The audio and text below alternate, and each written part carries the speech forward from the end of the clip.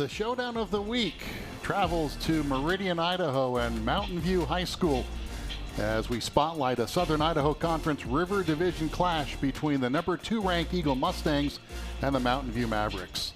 Good evening and welcome inside the press box at Mountain View High School with my broadcast partner Todd Simmis. I am Mark Snyder. And Coach Amir Days from Capital High School, you know all about rivalry games. And when you get Eagle and Mountain View together, the rivalry runs deep. It's been more in favor of the Mustangs the last 3 years. But what does this matchup mean to these two teams? You're right, Mark. This is always a big game, but I think for a couple of reasons it's maybe bigger than it has been for a few years. Eagle last year made it to the state championship game, and it's clear that they're striving to get back, so they need to win this game to put them in a good position later in the season. And then for Mountain View, had an uncharacteristically rough year last year, and we're at home, so they're expected to play well at home, and this is a statement game for them. They want to show themselves, the Valley, their school, that they're back. So I think we're going to have a great game tonight. Looking forward to it. And it's a matchup of two of the best quarterbacks in the state. For the Eagle Mustangs, quarterback Austin Ramsey, a senior, #3 in the state in passing yardage, completes nearly 78% of the passes, and he's in double digits in touchdowns. He's a weapon. Yeah, I'm just looking at him warming up here. He glides. He's got a great arm. He's got experience. I think they're in good hands, the Eagle offense, with him. Really enjoyed talking to him the other day. Mature answers, and that experience, when you're coming into a hostile environment like this, it's going to help. And on the other side of the field, another senior, Henry Nelson. He's #2 in the state in passing yardage, completes nearly 70% of his passes. But the key here, he doesn't make mistakes. 8 touchdowns, just 1 interception. Yeah, that's big. You don't want your quarterback to turn the ball over, and he also has lots of experience. Coach Compton is extremely confident in him. I think he's got good feet too. I've heard that he moves around well, and he's directing their offense really well right now. So it's fun when you get a big game and you also get quarterbacks with experience. It should be fun. It should be a great battle tonight. The winner gets a leg up in the division race and seeding for the postseason.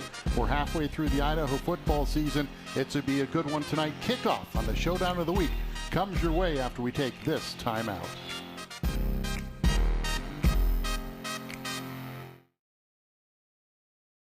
At Title One, we're more than a title and escrow company. It starts with respect, and we pass it on. Because humility makes us better teammates. We stay hungry on and off the field. And healthy in mind and body. With integrity at every step. And community in our heart.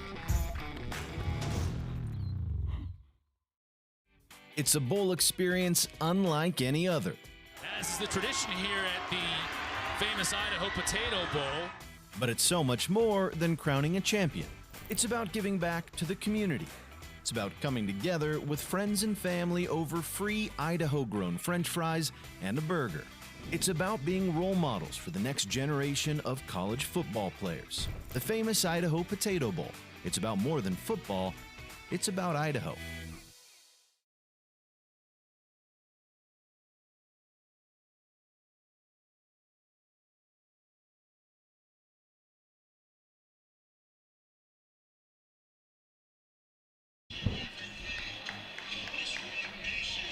It's a beautiful night for football, 73 degrees on this late September evening. And Todd, the butterflies probably going through the stomachs of players on both sides as you see the Eagle Mustang captains lining up on the far sideline. When you're facing a rival like this, I mean, these kids grew up together, they know each other, they've probably played 7-on-7 tournaments, they've probably played since junior high school or before. So what are the emotions that are going through their brains right now? This one's probably been circled on the calendar since the schedules came out. I'm sure they're excited. Coaches all week have been talking about don't let the emotion control you, stick to the process, but it's easier said than done. So I think the kids are excited. We'll find out soon here how they're managing their emotions. Probably that first hit, that first contact can sort of settle things back into where you're supposed to be. Yeah, that's what they say. But if the first few plays don't go your way, sometimes it makes you even more nervous or excited or concerned. Mountain View in the dark blue jerseys, silver helmets trimmed in green and blue. And it looks like the first possession is going to go to the Mavericks. The homestanding Mountain View Mavericks will start first. And did you always like taking the ball first or playing defense first? That has changed in the game of football. I think 20, 30 years ago, the adage was like accept the ball and score points. But I think it's been in vogue recently to just play D and try to steal possession by getting a quick 3 and out. Backfires if you give up a score, but I think most teams today will defer to the second half. There you take a look at the starters as we get set to kick things off here on this Friday night. Of course, we talked about Henry Nelson, the senior quarterback, number 4 receiver in the state, Kian Foy. He's the one to look out for, 16 catches on the season. Tyler Weaver with 17 receptions. The leading receiver, Brody Munson, with 20 catches on the year for Mountain View. And their head coach, Brian Compton. We'll see the defense for the Eagle Mustangs. But first, we will have the kickoff by Eagles Madden Bear, the 5'8" senior, and back deep for the Mavericks. Couple receivers back. Foy is the near receiver, and Brody Munson will be on the far side. And we're about set to kick things off on the showdown of the week. As Madden tees it up, Eagle in their road whites, black pants, and the dark green helmets. And we are underway from Mountain View High School. It's going to be taken at about the 7-yard line. Nice move by Munson, and he's brought down near the 20-yard line, just about the 21, and that's where Mountain View will start. Eagle had a chance to tackle him about 5 or 6 yards closer to the end zone there, and he slipped a tackle. He was trying to cross the field on that return, so I think Mountain View got a little lucky that they're starting on the 22-yard line here. Nice move. Check out this Eagle Mustang defense. And they are led by Jackson LeBeau, their leading tackler, with 29 tackles on the season. Dallin Cook at free safety with an interception on the season. Colin Duarte, 32 tackles and an interception. So let's get this offense underway. This is 1st and 10. They'll mark him at the 22 for the Mavericks. Nelson. And a good hole up the left side for a close to a first down yardage. Nice run there by Val Gomez-Ricks, getting the start tonight at tailback. Yeah, it looks like an inside zone, which is a staple of Mountain View's offense for years. Got some push on that play. Over Marcus Storr and Brandon Swansby, the left side of that offensive line. This time a little tougher sledding, but he'll fall forward and should have the first down. Does Val Gomez-Ricks. Went to the well again and was fortunate to get the first down there, short yardage. So the initial first down on back-to-back running plays for the Mavericks of Mountain View. 1-0 in River Division play, as are the Mustangs. And Nelson to throw, rolls to his right. Looks for somebody to throw it to, and he's chased out of bounds. Oh. Jackson LeBeau forces him out on the far sideline. Yeah, there's a little contact there on the sideline or just outside of it, no flag. See the way LeBeau just pushed the blocker out of the way as you watch it here. Yeah. As poor Val Gomez-Ricks was trying to throw a block, and LeBeau had none of it. Gain of 1 to the 33, so it's second down.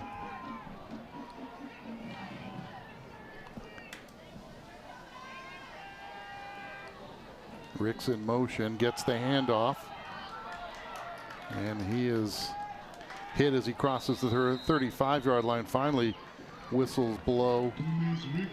Duarte leading the charge from his defensive back position. On the season, Mountain View, the number 9 offense in the state, rushes for 147 yards a game. Kind of surprised, Todd, they come out with running plays. Yeah, that was the same play they ran on the first 2 plays. They just motioned him to the backfield to give it a little window dressing.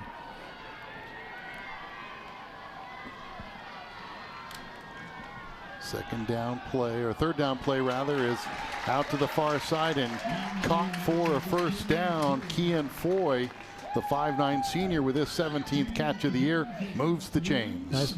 Nice ball by Nelson. They went empty that time. There were no running backs in the backfield, and a lot of times the short side of the field, if the hitch is there, just throw it. That was a good ball by Nelson. Foy with his first catch of the game, Nelson's first completion. 1st and 10 on the initial drive of the game. Nelson in the gun, hands the ball off to Logan Pichardo now in the game at tailback, and he takes it up the middle for a gain of a couple, maybe 3-4 yards, call it 3. That one may have been a little more of an outside zone, but again, they're running the backs on the right-hand side, and they're running to the left side of the formation here early in the game. And you see Jackson LeBeau in there on the tackle again. Here comes pressure from Eagle. Nelson gets it away, and it's almost intercepted and almost caught by Munson, but that time the blitz really threw that play off. They got there in a hurry. He was trying to hit the crosser.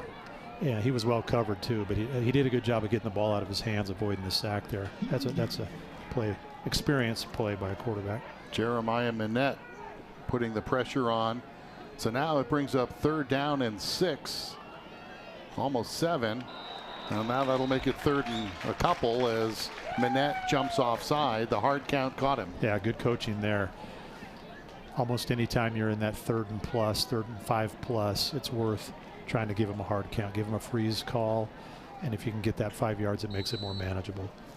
Onto the Eagles side of the field. The 47-yard line now, it's 3rd and 2, and as a play caller, that changes your whole philosophy. Yeah, you could run, pass, play action pass. They're going to run, and it's going to be close. They are going to get the first down. Brody Munson, Pichardo with the first down onto the Eagle side of the field.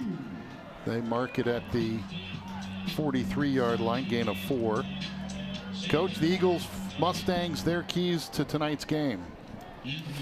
Yeah, I think they need to start fast. We're talking to their coaches. They've been starting slow, get out fast, and then avoid a lot of the controllable mistakes like penalties during the play and after the play. We'll see if that happens tonight.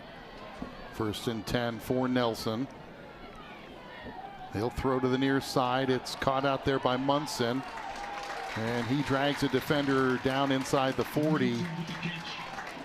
So far, everything is a quick hitter, just trying to loosen up the defense a little bit. Now you see Munson a little slow to get up, but a quick hitter, good block on the outside, and then Munson bears the brunt of that one. I think he landed on the football, may have winded himself. Yeah, Cooper Patterson, I think number 5 there, did a nice job of blocking the initial defender, or the first defender to the play, which enabled him to pick up 7 yards.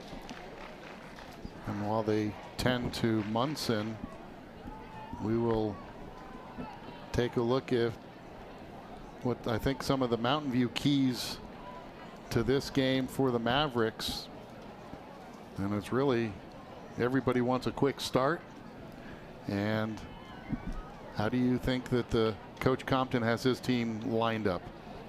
Yeah, they were really high on their quarterback and skill players, and they want to win those battles and stay in the game, basically. They've lost 3 in a row to Eagle, and I don't know if you have to start fast, but stay in the game, and you might gain some belief as the first and second quarter go, and that'll feed your team. And they're doing that on this first drive here. They're moving the chains.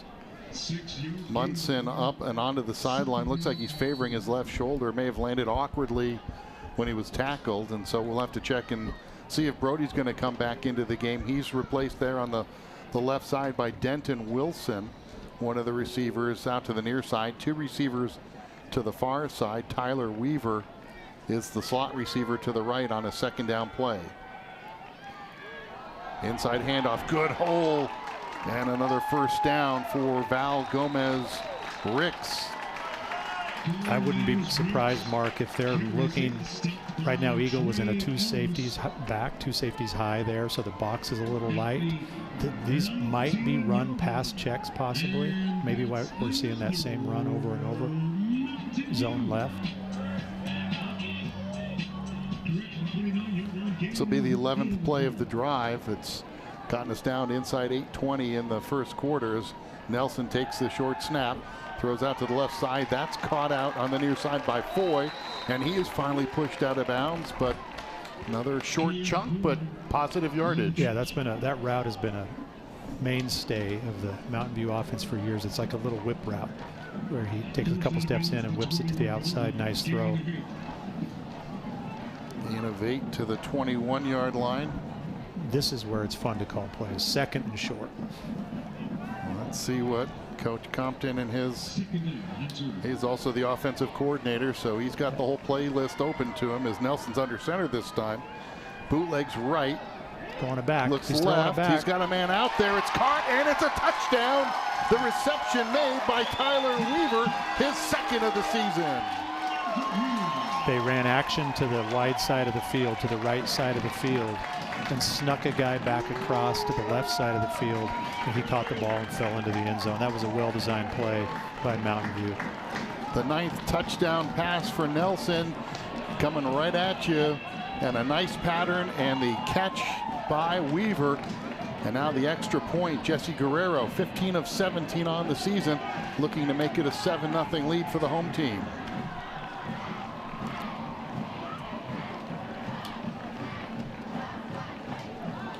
And the kick is on the way, and it is good. 8:04 to go here in the first quarter, and the Mavericks strike first.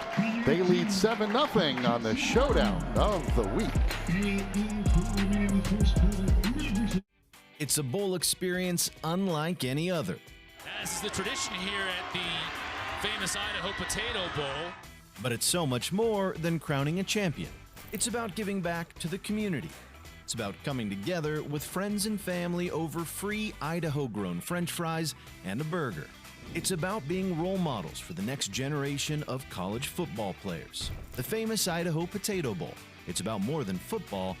It's about Idaho.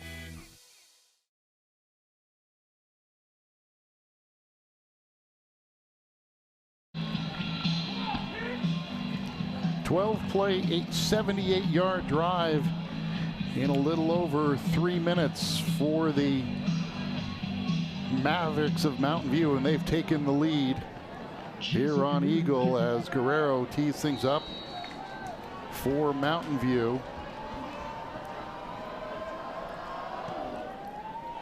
And this kick taken at the 5-yard line.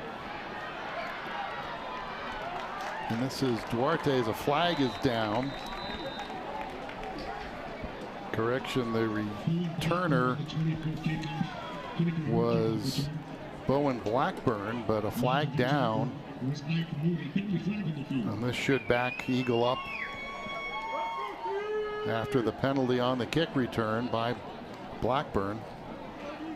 It's a hold against the Mustangs, and Coach, you never wanted to see that. You give up the touchdown on the first drive and commit a special teams foul. Yeah, you start getting a headache real early in the game if you get penalties on special teams.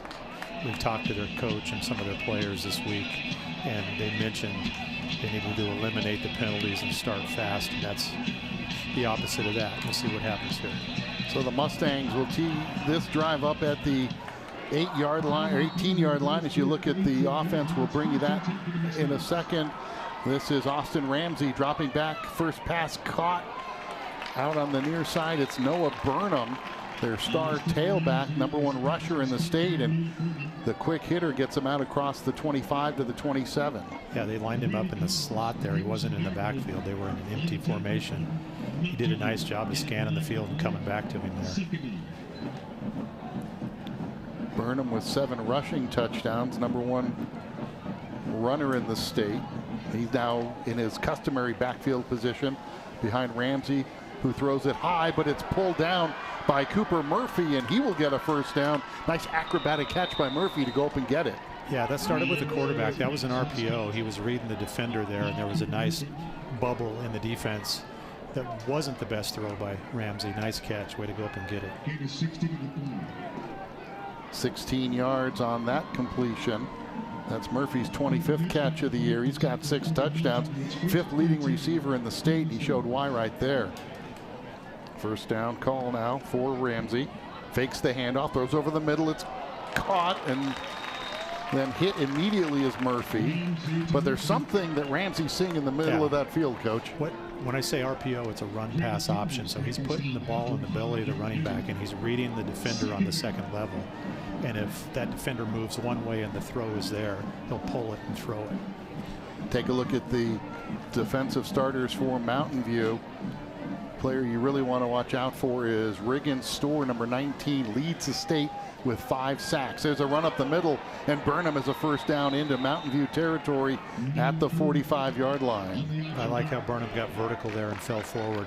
They're spreading Mountain View out. One thing Mountain View they'll line up consistently in the same defense. This goes back to the godfather of Mountain View football, Judd Benedict.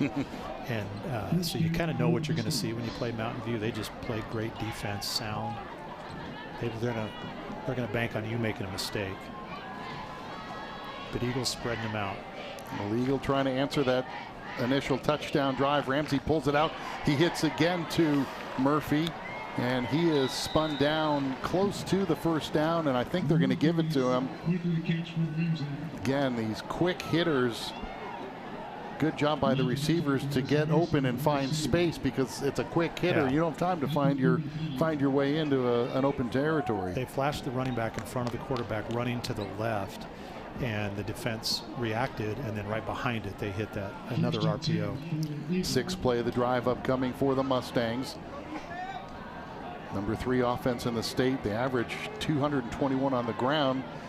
And there's Murphy, and he is upended and dropped. And there's Riggins Store, his 6th tackle for loss on the season. That was a great play. Quarterbacks love that fly sweep when you flip the ball to him, because it's a completion.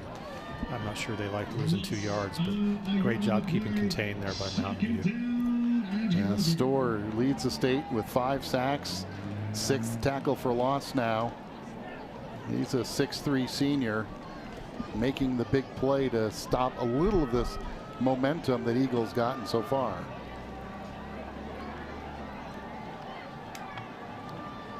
Ramsey hands the ball off, probing, looking, and not finding any room to run is Burnham. Stopping him, the linebacker Mason Garcia read that one all the way and shed the tackle of the blocker and made the stop. Good play. That little different defense that time. Mountain View played man-to-man.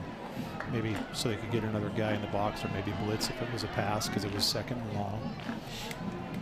Well, now it's 3rd and 10 for the Mustangs. Clock running inside 4:30 here in the first quarter. A quick moving first quarter.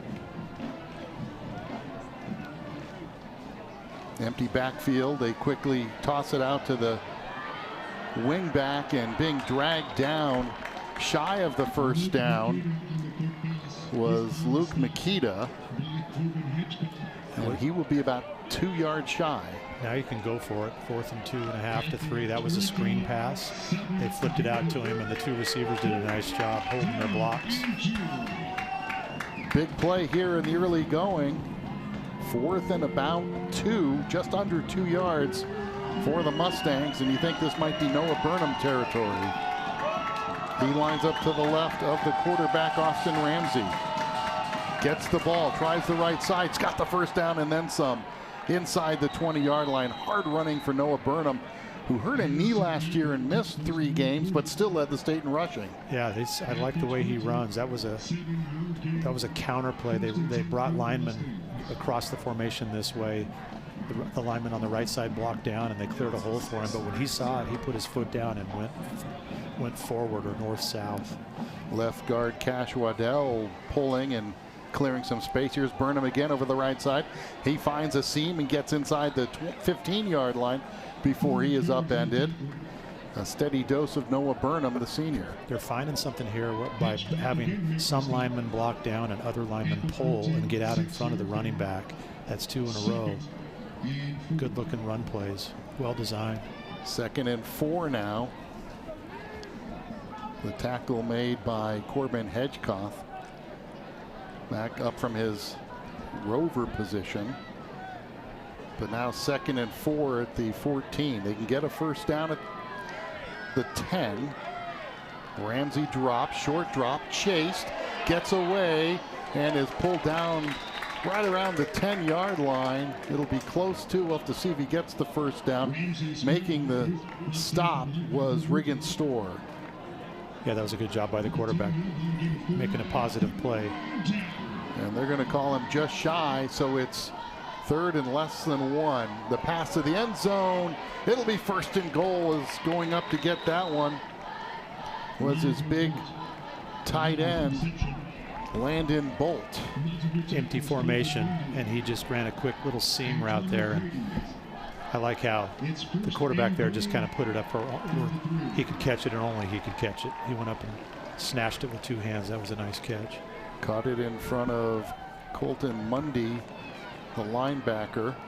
So now playbook again wide open. 1st and goal at the 3-yard line.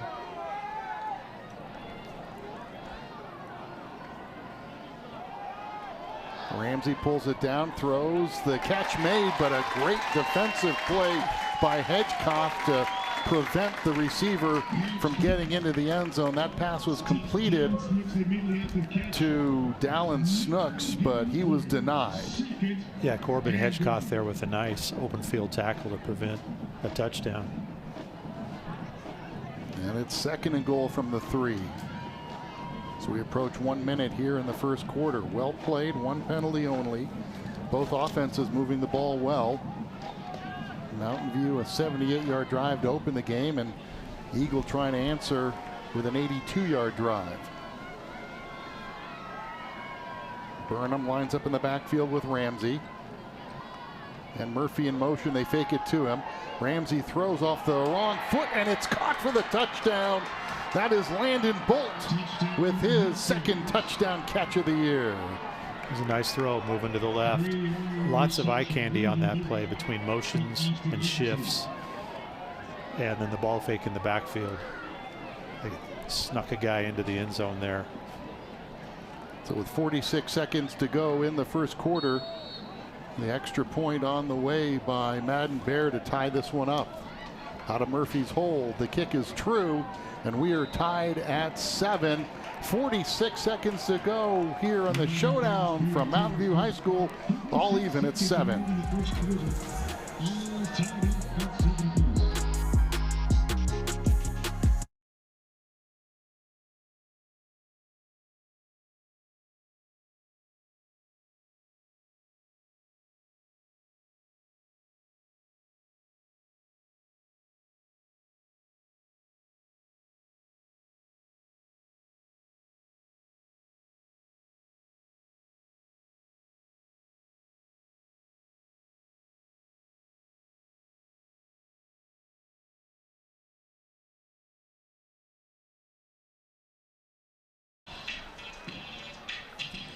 Here as we approach the end of the first quarter, tied at 7.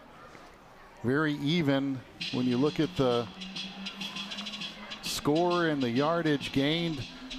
That drive 82 yards in 14 plays, 7 minutes and 12 seconds off the clock. So a time-consuming drive. And it tied it at 7 on the touchdown pass to Bolt. Here's the kick. It's a short one, fielded at about the 6. And this is Duarte. Correction, Munson. So obviously Brody is okay. That's the 2nd kickoff return where Mountain View has caught it and tried to return the ball across the field running lateral, and Eagle has had somebody there to prevent them from getting a big return. So we will see Henry Nelson and the Mavericks offense with 41 seconds to go here in the first quarter. And we were saying during that timeout, so far the quarterbacks have performed brilliantly. I think both teams are hitting their goals so far. The things they talked about, quarterbacks are playing well, mistake-free, lots of poise. Pichardo, the single setback. Nelson under center, hands it to Logan. Spins back on the inside and then is brought down.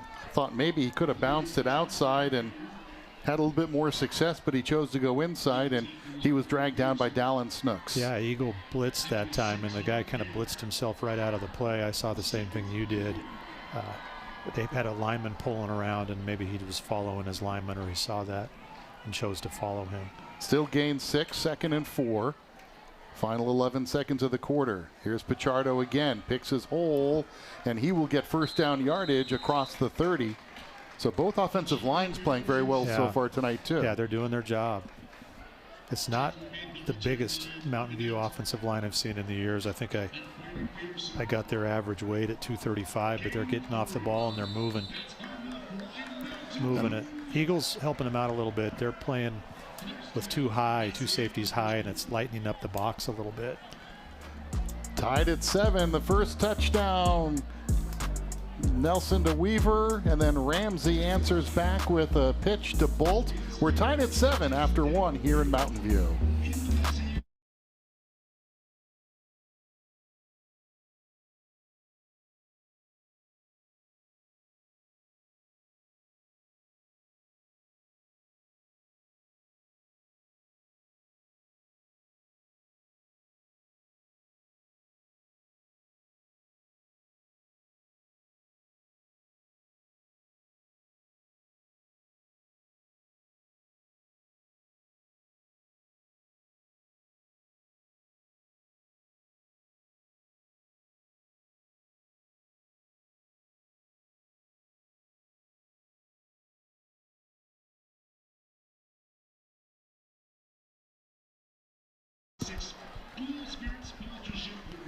Shot of some of the crowd here at Mountain View High School. We're tied at 7 after 1 quarter with Todd Simmis.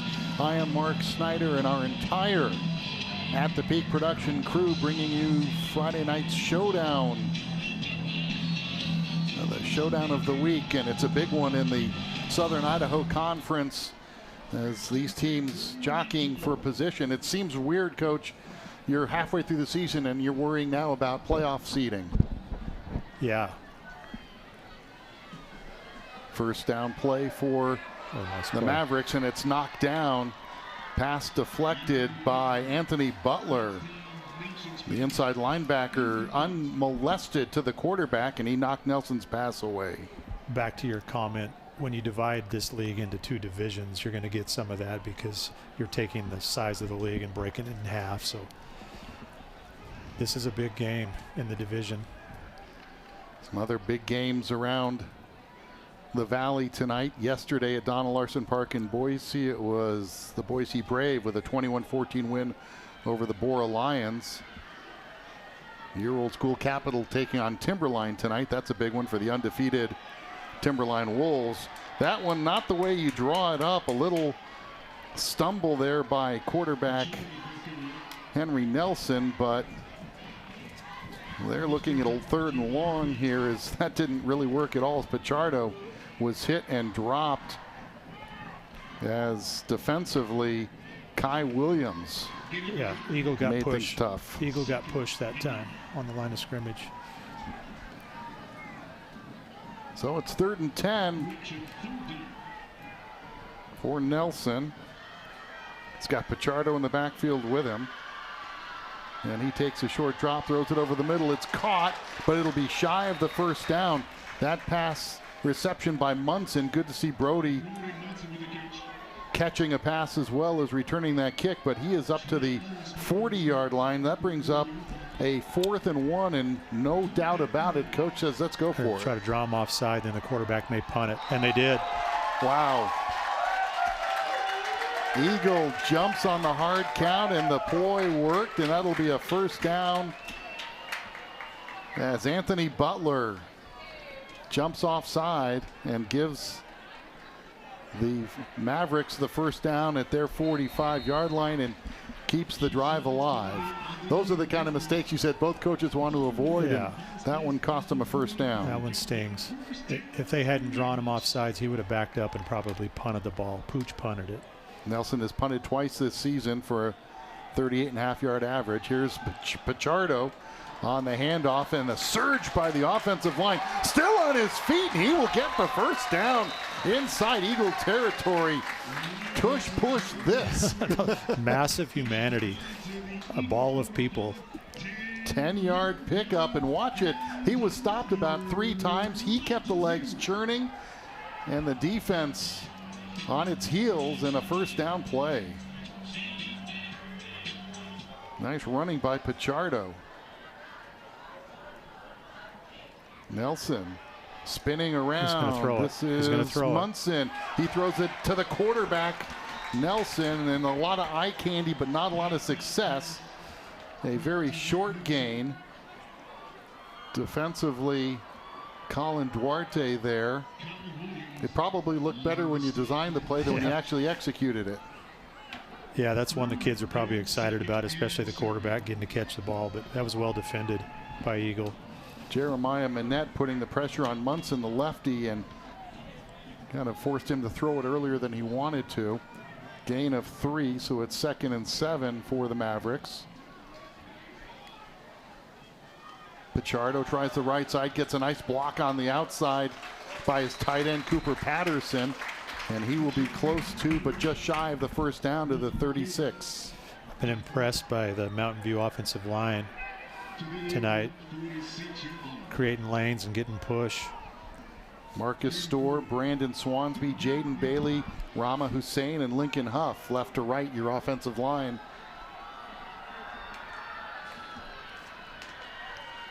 Third and short, and it will be a first down by a couple yards. Boy, Eagle timed that blitz perfectly, but they ran away from it. And that was Val Gomez-Ricks to the 34-yard line, another first down. This drive started at the 20, and it's 1st and 10 as Nelson now has Pichardo back with him in the backfield. 2 receivers left, 1 to the near side. That's Foy. Eagle shows blitz but drops out of it. And Nelson nowhere to go with it, and he is going to be hit and dropped. First one to get to him was Dallin Snooks, and he had help. There's a penalty flag. There's a flag, though, on the play in the defensive backfield, maybe a defensive holding against a receiver. The flag's down at about the 22-yard line. That would be a break for Mountain View because Nelson was bottled up right about the line of scrimmage. Maybe even lost a yard, but now we're going to have to check the flag. It's in that area where most times it's going to be holding or defensive pass interference. Well, he never threw the ball, so pass interference is probably off the table, but I could see defensive holding, and let's now get the call from our referee. That's why you're so good at this, Mark. Veteran call right there. It is a defensive hold, and that will be a first down, I believe. No, it is a first down on the penalty at the 24-yard line. The second big penalty of this drive against Eagle. And the pass out to the near side to Munson, one-on-one, and he is brought down. Nice open field tackle outside there by Zay Wright. An entertaining and energetic young man. Great to talk to him the other day. It was. And Zay with a nice open field tackle. That's tough to do. Yeah, that was a great angle. He was unblocked. They were blocking the outside defender, the corner, and he came and made a great play in space there. Just a nice angle. Held him to a 1-yard gain on a play that was designed for more. Pichardo in the backfield. And he gets the handoff, tries the left side. And this Mustang defense tightens and stops him at the 21-yard line for a 2-yard gain. We're seeing a little bit different philosophy on this drive with the Eagle. They're playing a little more aggressively on defense. They're either showing blitz and backing out or actually bringing bodies. Coming off the pile, Braden Peterson, defensive end, with the stop. So now it's 3rd and 7. Big play for the Mavericks. And now it'll be 3rd and 2. That's the 3rd time now that the Mustangs have been drawn offside. Yeah. That'll drive you crazy. It's just a discipline thing. It looks like Mountain View was ready for their freeze calls, or they're trying to draw them off sides and they're benefiting. So now 3rd and 2, and that changes the complexion of this call. Gomez-Ricks gets the handoff, dances across for the first down. And so far, Eagle does not have an answer for this running game as Anthony Butler brought down Gomez Ricks. But it's another first down, and they will mark him at the 10-yard line. First and goal for Mountain View. They've controlled the ball this entire quarter. Long drive. And first and 10 with the pass by Nelson is behind his receiver, Munson. Defended there nicely by Trey Ellis. But that pass behind Brody Munson, as you watch it again, nice idea, but just poorly executed. Yeah, they ran the slant to the wide side of the field, and he did play good defense there. The ball was behind, which made that almost impossible to catch. Second and goal, 6:15 to go here in the second quarter.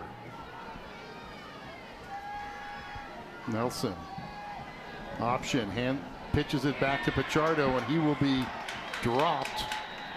He's not going to get a stat for it, but Colin Duarte from his safety position came and forced that one wide and let his teammates clean him up. Yeah, these last two plays, the secondary of the Eagle Mustangs have made nice plays, being physical.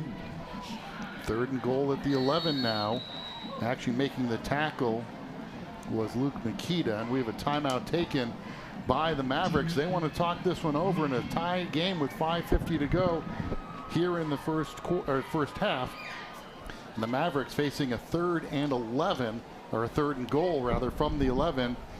And this is really the first time either defense has sort of bowed its back and made a stop.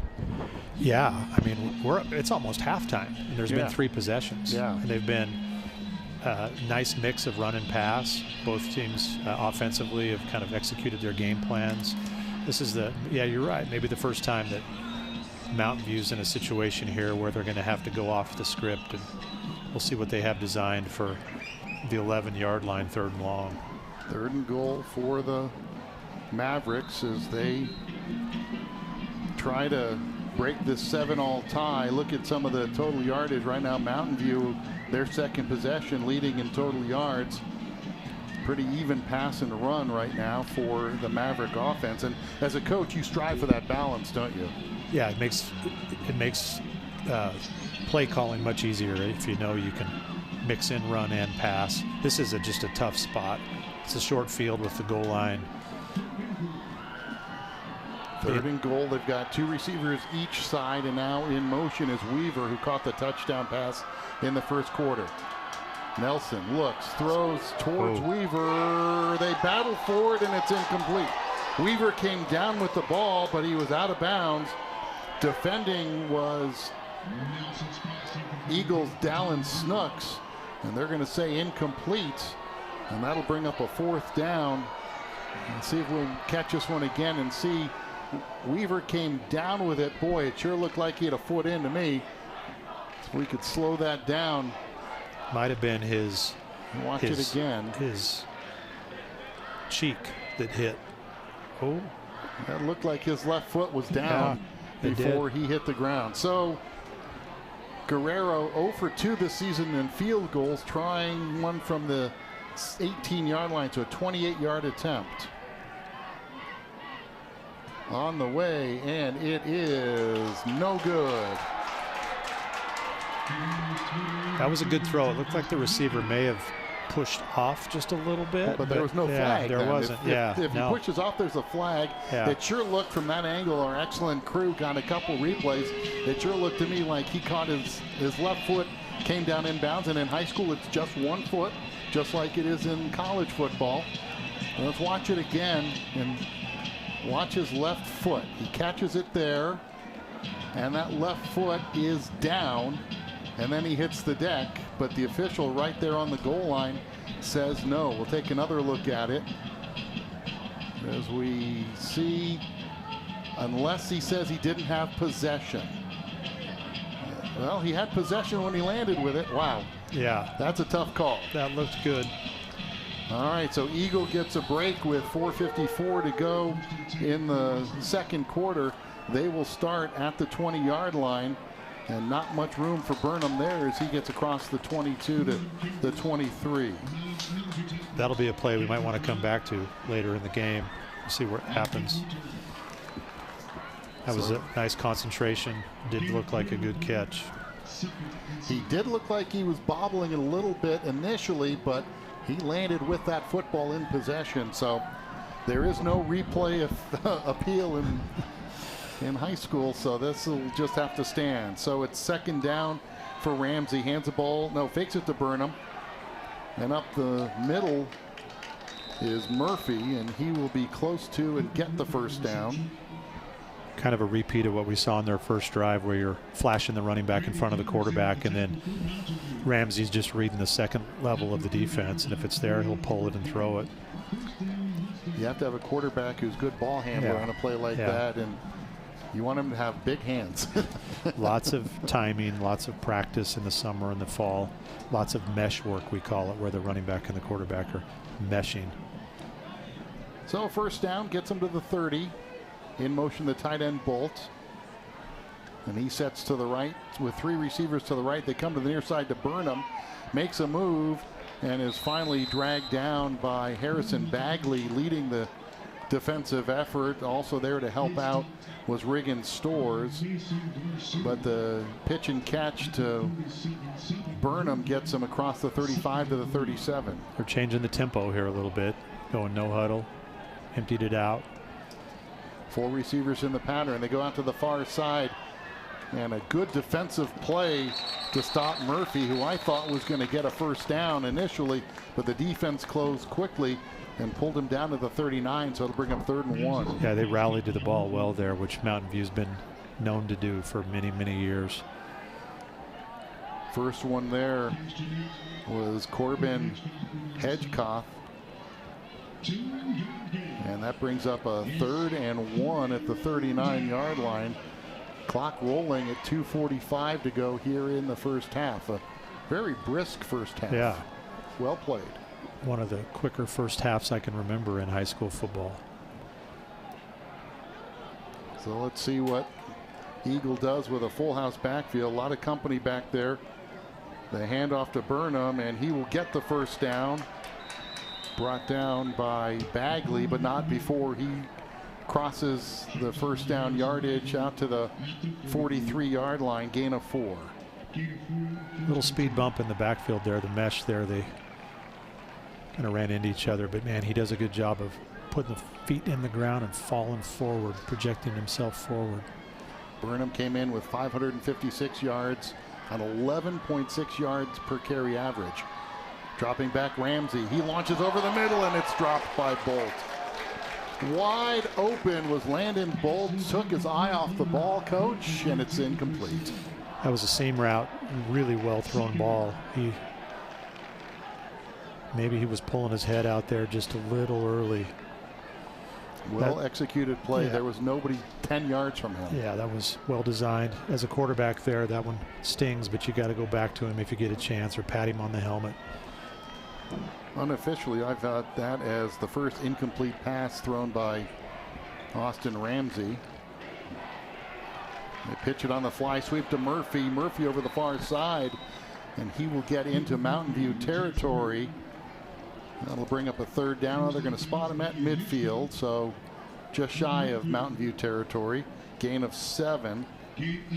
That brings up a 3rd down and 3 with under 2 minutes to go here in the first half. They came back to the fly sweep, and that time they got the edge. Jeremiah Dutch over Gage Canfield, the right guard and right tackle, leading the way. Here's Burnham over the right side, dances for the first down. Still on his feet. Finally dragged down inside the 40-yard line of Mountain View.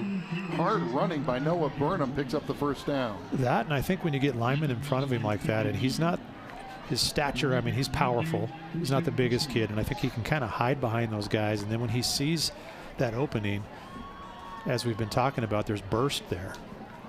11-yard gain for Burnham. Now clock might be a factor. 1.5 minutes left.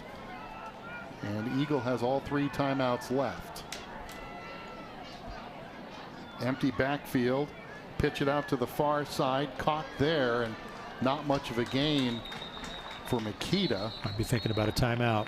And I think we do have a timeout as Luke Makita, junior running back, picks up, well, no yardage, so they're going to say no gain. Second down at the 39. And the clock runs. Yeah, no timeout taken. We're under a minute to go. Interesting strategy by James Clough not to take the timeout. Burnham comes into the backfield. And Ramsey fakes the handoff over the middle. Caught by Murphy. He will have the first down at the 30-yard line with 38 seconds to go. Clock continues to run. Now it stops with 35 seconds to go. They'll mark him just shy, so it's not the first down. They mark him at the 30, and they needed to hit the 29. So now a timeout is taken, but they're going to add a little bit of time to the clock, and we'll see how much time they put back in. It now shows 35.1. I'm surprised, though, that Eagle didn't call timeout and preserve some clock. If they had gotten the first down there in high school football, they stopped the clock to move the chains, and maybe that cost them a few seconds. They were waiting to see if that was a first down, possibly. But yeah, I don't want to criticize coaches. You know, we all have our thoughts, and I'm not sure what Coach Clough was thinking there. So you can see they're trying to set it. They put 13 seconds back on the clock. That's a lot of time. Yeah, that is. Or are they still trying to set it? Our referee is trying to give hand signals to the scoreboard operator, and he is saying 3 with his right hand. So maybe it's 38 seconds. Well, let's see. They're trying to get that settled. We'll figure out what the correct time is. The referee does not have a microphone that's working, so they set it at 38 seconds. So that'll be how much time Eagle has. The Mustangs already to the line of scrimmage, and they did not charge Eagle with a timeout. According to the scoreboard, that stoppage of play had to have been a timeout taken by the Mustangs. And let's see what they dial up here. They fake the handoff to Burnham. Ramsey throws low, tough catch by Bolt, but he will be spilled immediately inbounds. Tough catch to go down and get it, and that really ruined his momentum. Now the whistle blows and they'll stop the clock. That one no gain at the 30-yard line.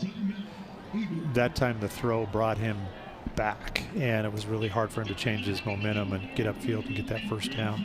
So it was actually shy of the 30-yard line where they mark it. So that brings up 4th and about a yard. Interesting call right now, Todd, is you figure you've got the leading runner in the state in Noah Burnham, who's been able to pick the spots. Do you cross things up and go to throw the ball on this play? Well, I think one of the things Coach Clough was thinking was, because Mountain View's got a senior quarterback who's experienced, that maybe they were bleeding the clock a little bit, so if we don't score, we don't leave too much time on the clock. But I wouldn't, you know, if you do run the ball here and get a first down, it's going to stop the clock. So I wouldn't be surprised if they run the football here. Burnham, the single setback, 3 receivers in the pattern. Now Burnham shifts as they move the tight end to the right. That's the strong side. Oh, they got him. And this time it was Mountain View's turn to jump. Now Mountain View's pointing at Eagle, saying they moved and drew us off. Let's see, the call came from the near side, not the far side. They're going to talk it over. Now they're going to discuss. But they're not talking to the white hat. He was ready to call offsides. And now the linesmen are discussing the call. Was a receiver out on the far side for Eagle early to leave? The suspense is killing us. They are going to say offside against Mountain View, and that gives the Mustangs the first down. Let's look at this one again. He definitely jumped, but the question is, did an Eagle player on the wing jump first? They were pointing at a receiver, so we didn't have it in that shot, but the DBs for Mountain View were pointing. Bill Matua whistled for the penalty, so That moves it to the 25 with 25 seconds to go. 1st and 10 for the Mustangs. So each team has gifted the first down. For such a well-played half to have first downs given up on offsides penalties, it's got to drive you crazy.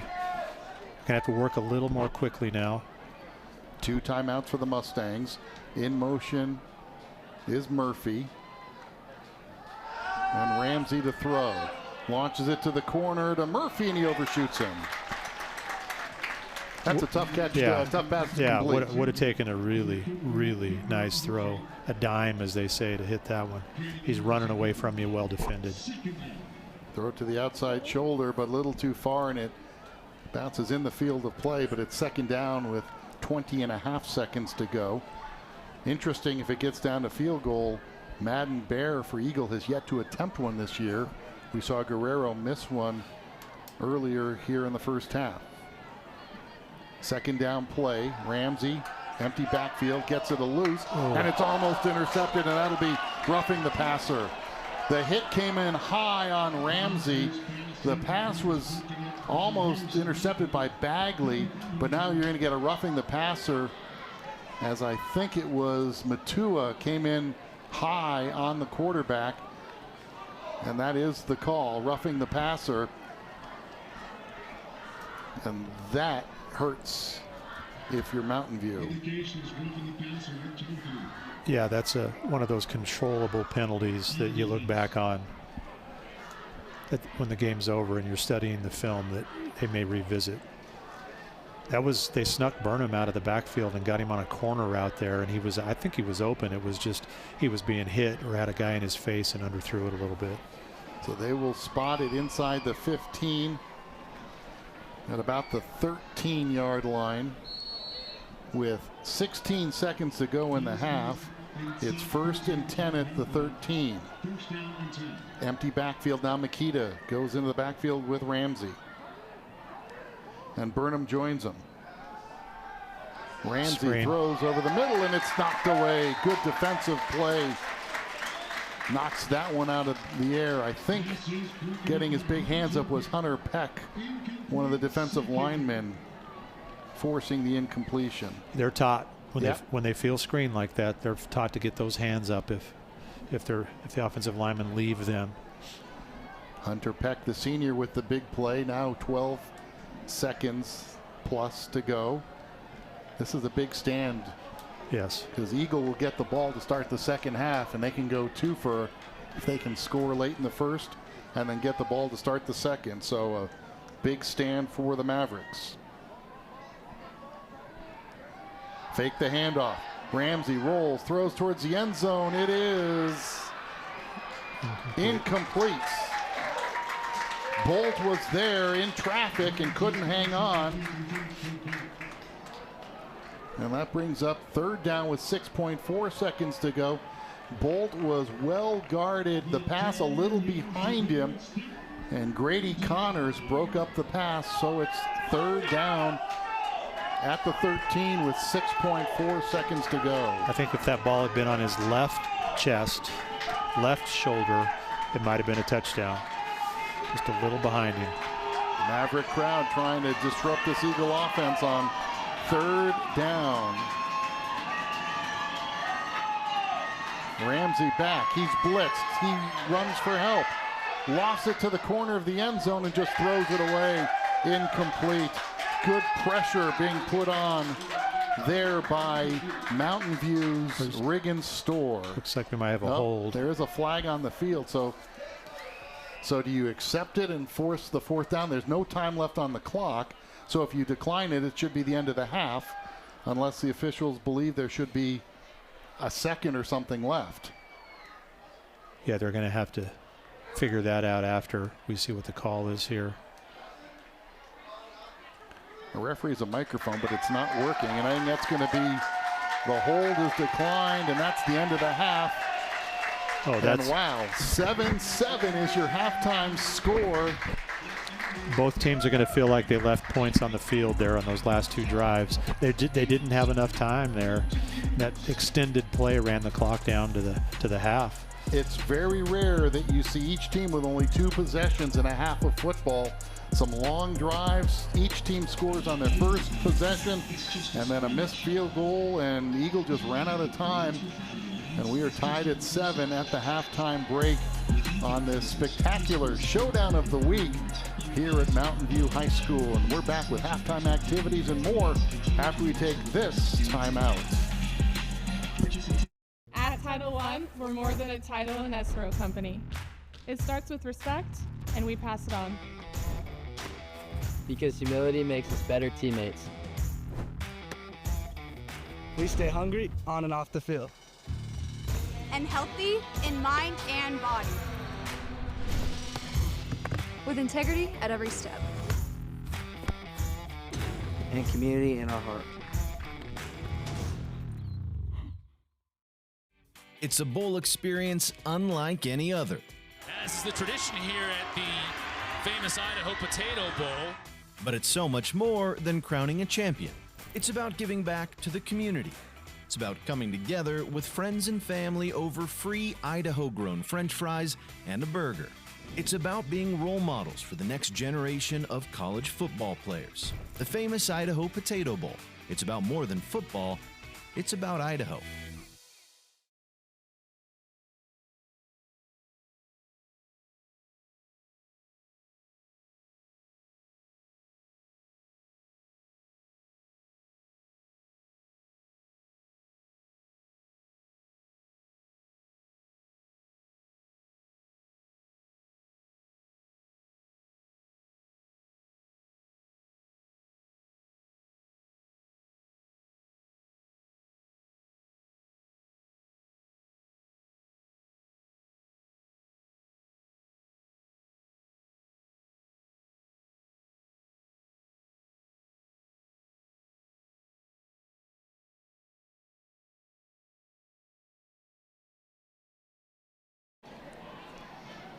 No bull about it. The Mountain View Mavericks and the Eagle Mustangs tied at 7 at the half here on the showdown of the week from Mountain View High School with Todd Simmis. I am Mark Snyder.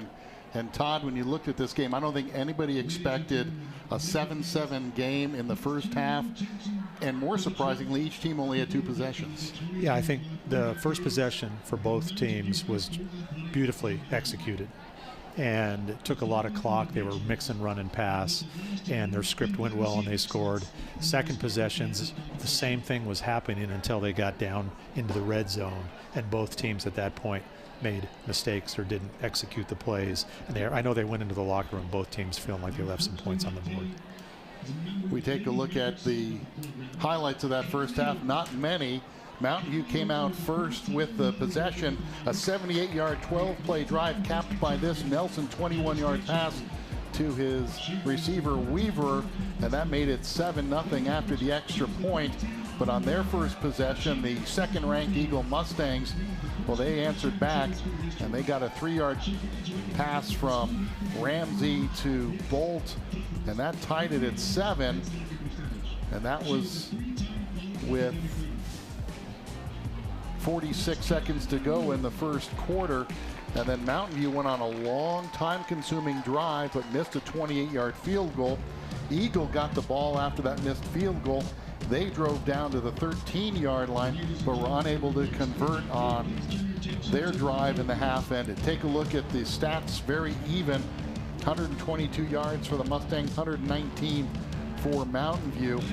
Anything stand out to you when you take a look at the breakdown, rushing to passing? Both teams pretty even. Yeah, I think it was a well-played first half. Both teams, I think what's going to end up happening now in the second half, they're going to go in there and they're going to talk about the missed opportunities, probably talk about some of the penalties, and I think coaches will then focus on the positive. Mountain View's got to feel good about this. I think it's 7-7, and they're playing with Eagle, and they've got them on their home field. Let's go out and let's just continue what we're doing, and we're going to win this football game. Eagle, conversely, they get the ball, so they're going to be talking about, let's go take the lead on this drive, and let's take this home field advantage away from them on this first possession in the third quarter. Of course, with the stakes at this one, both teams 1-0 in the River Division. Eagle comes in undefeated and ranked number 2 at the state at 4-0. And the Mountain View Mavericks, well, they come into tonight's game at 2-2, coming off of a disappointing year last year. They're trying to turn things around, and they're even with the Mustangs here at Mountain View High School. And we have more halftime activity come your way after we take this timeout. At Title One, we're more than a title and escrow company. It starts with respect, and we pass it on. Because humility makes us better teammates. We stay hungry on and off the field. And healthy in mind and body. With integrity at every step. And community in our heart. It's a bowl experience unlike any other. As is the tradition here at the famous Idaho Potato Bowl. But it's so much more than crowning a champion. It's about giving back to the community. It's about coming together with friends and family over free Idaho-grown French fries and a burger. It's about being role models for the next generation of college football players. The famous Idaho Potato Bowl. It's about more than football. It's about Idaho.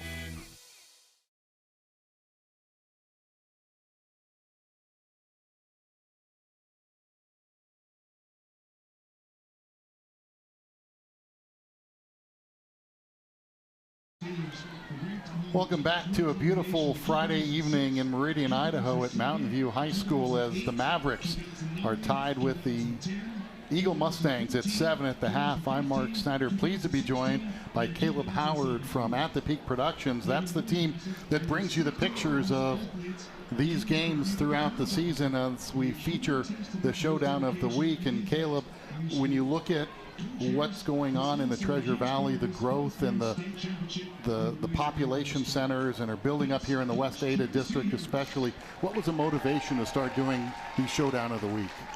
Yeah, I mean, the motivation for me was being someone that had the resources to start to build something like this. I grew up in the valley in a small town in South Idaho, and you know, it was always a big deal to me when I played high school football if Friday night flights came in, and then it started to become a big deal when we would get to the state tournament. Our games would be streamed, and being someone that worked in this and started to build the resources to be able to do something like this, I wanted to, you know, take a crack at it, figure out if we could line up some sponsors, if we could work with the school districts and the teams and bring a higher quality broadcast to the premier high school athletics happening in that moment. People may not be familiar with At the Peak Productions. Give us a little history, the story behind them, and what other things you folks do. Yeah, at the Peak Productions, we kind of spun off from a local company in town, and we kind of are, I would say, a crew-led production company. I had the opportunity to acquire the equipment and take over our largest contract, which is the Boise State Athletic Department, last summer. I've been working on the crew since 2010, and being able to be in the process as we built up the quality of the broadcasts that were happening for the Boise State Athletic Department, the video board productions, everything like that, and then be able to take over it last year and really try to expand so that these guys on the crew could get behind this and get more jobs and get more experience and make all of our broadcasts better, not just for Boise State, but for other opportunities like this in the Valley. And we have an outstanding crew bringing you some great pictures and graphics and audio throughout the season. You talked about what it was like when you were playing high school ball and the thrill of having your games broadcast and having people watch. What kind of feedback are you getting from the schools, maybe from the parents or the relatives out throughout the country when they know they can turn on YouTube and they can watch these games? Yeah, kind of our first dabble in this was last year. Joel Schneider puts on a great little high school football competition in the first or second week of the year called the Northwest Showdown. And he brings schools in from out of state to really showcase how the Idaho teams are just as good as the Washington teams, the Utah teams, the Oregon and California teams, and kind of help those high school kids get noticed as just as quality as those players from other states. That's always been a problem in Idaho, is that Idaho schools don't leave the state very often. It's just such a long trip for everyone to do. And so Joel puts on a great event. He did 4 games this year. Last year we got to be able to be a part of that and stream those games and bring this higher level production.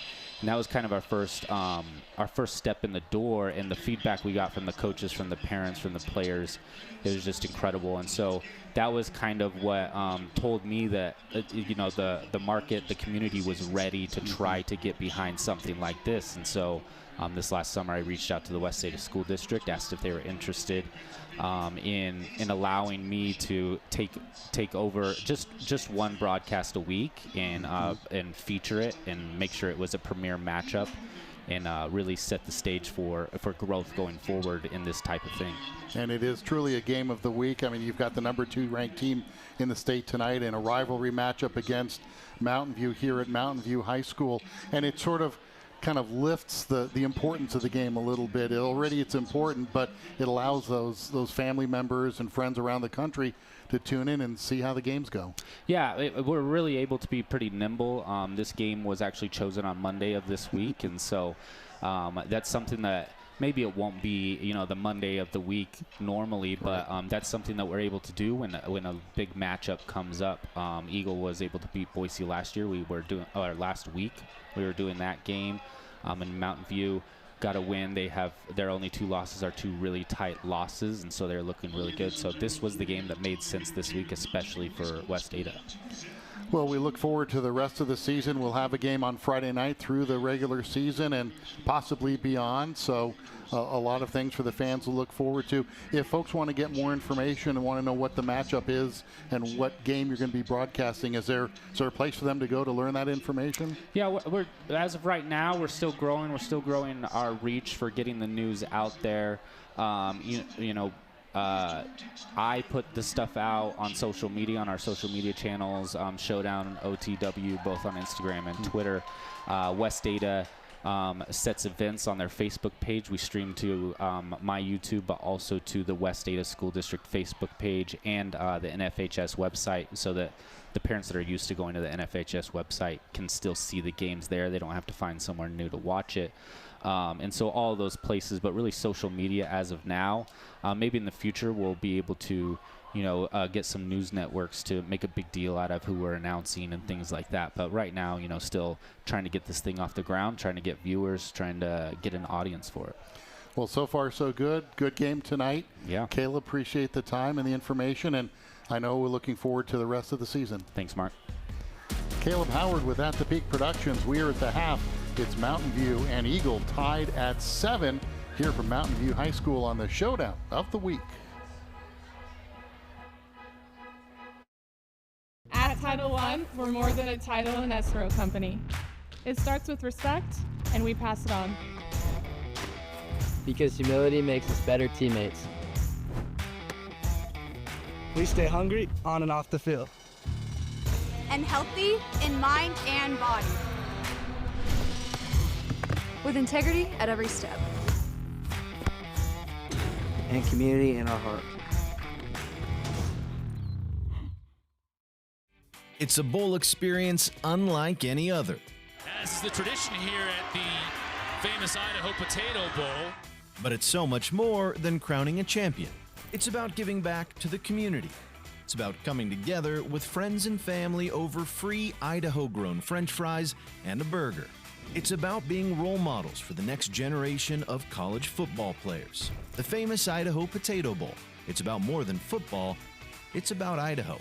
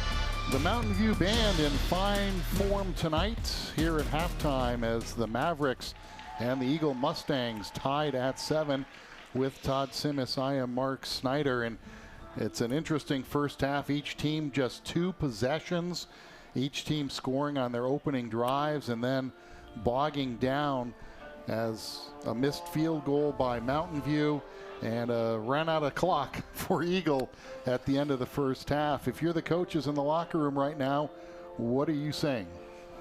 I think let's start with Mountain View. I think that they have to feel pretty good about where they're at. It's that play that you were referencing in the end zone that's going to sting, and I'm sure they feel like they caught the ball and the ref misjudged it. Take a look at it here.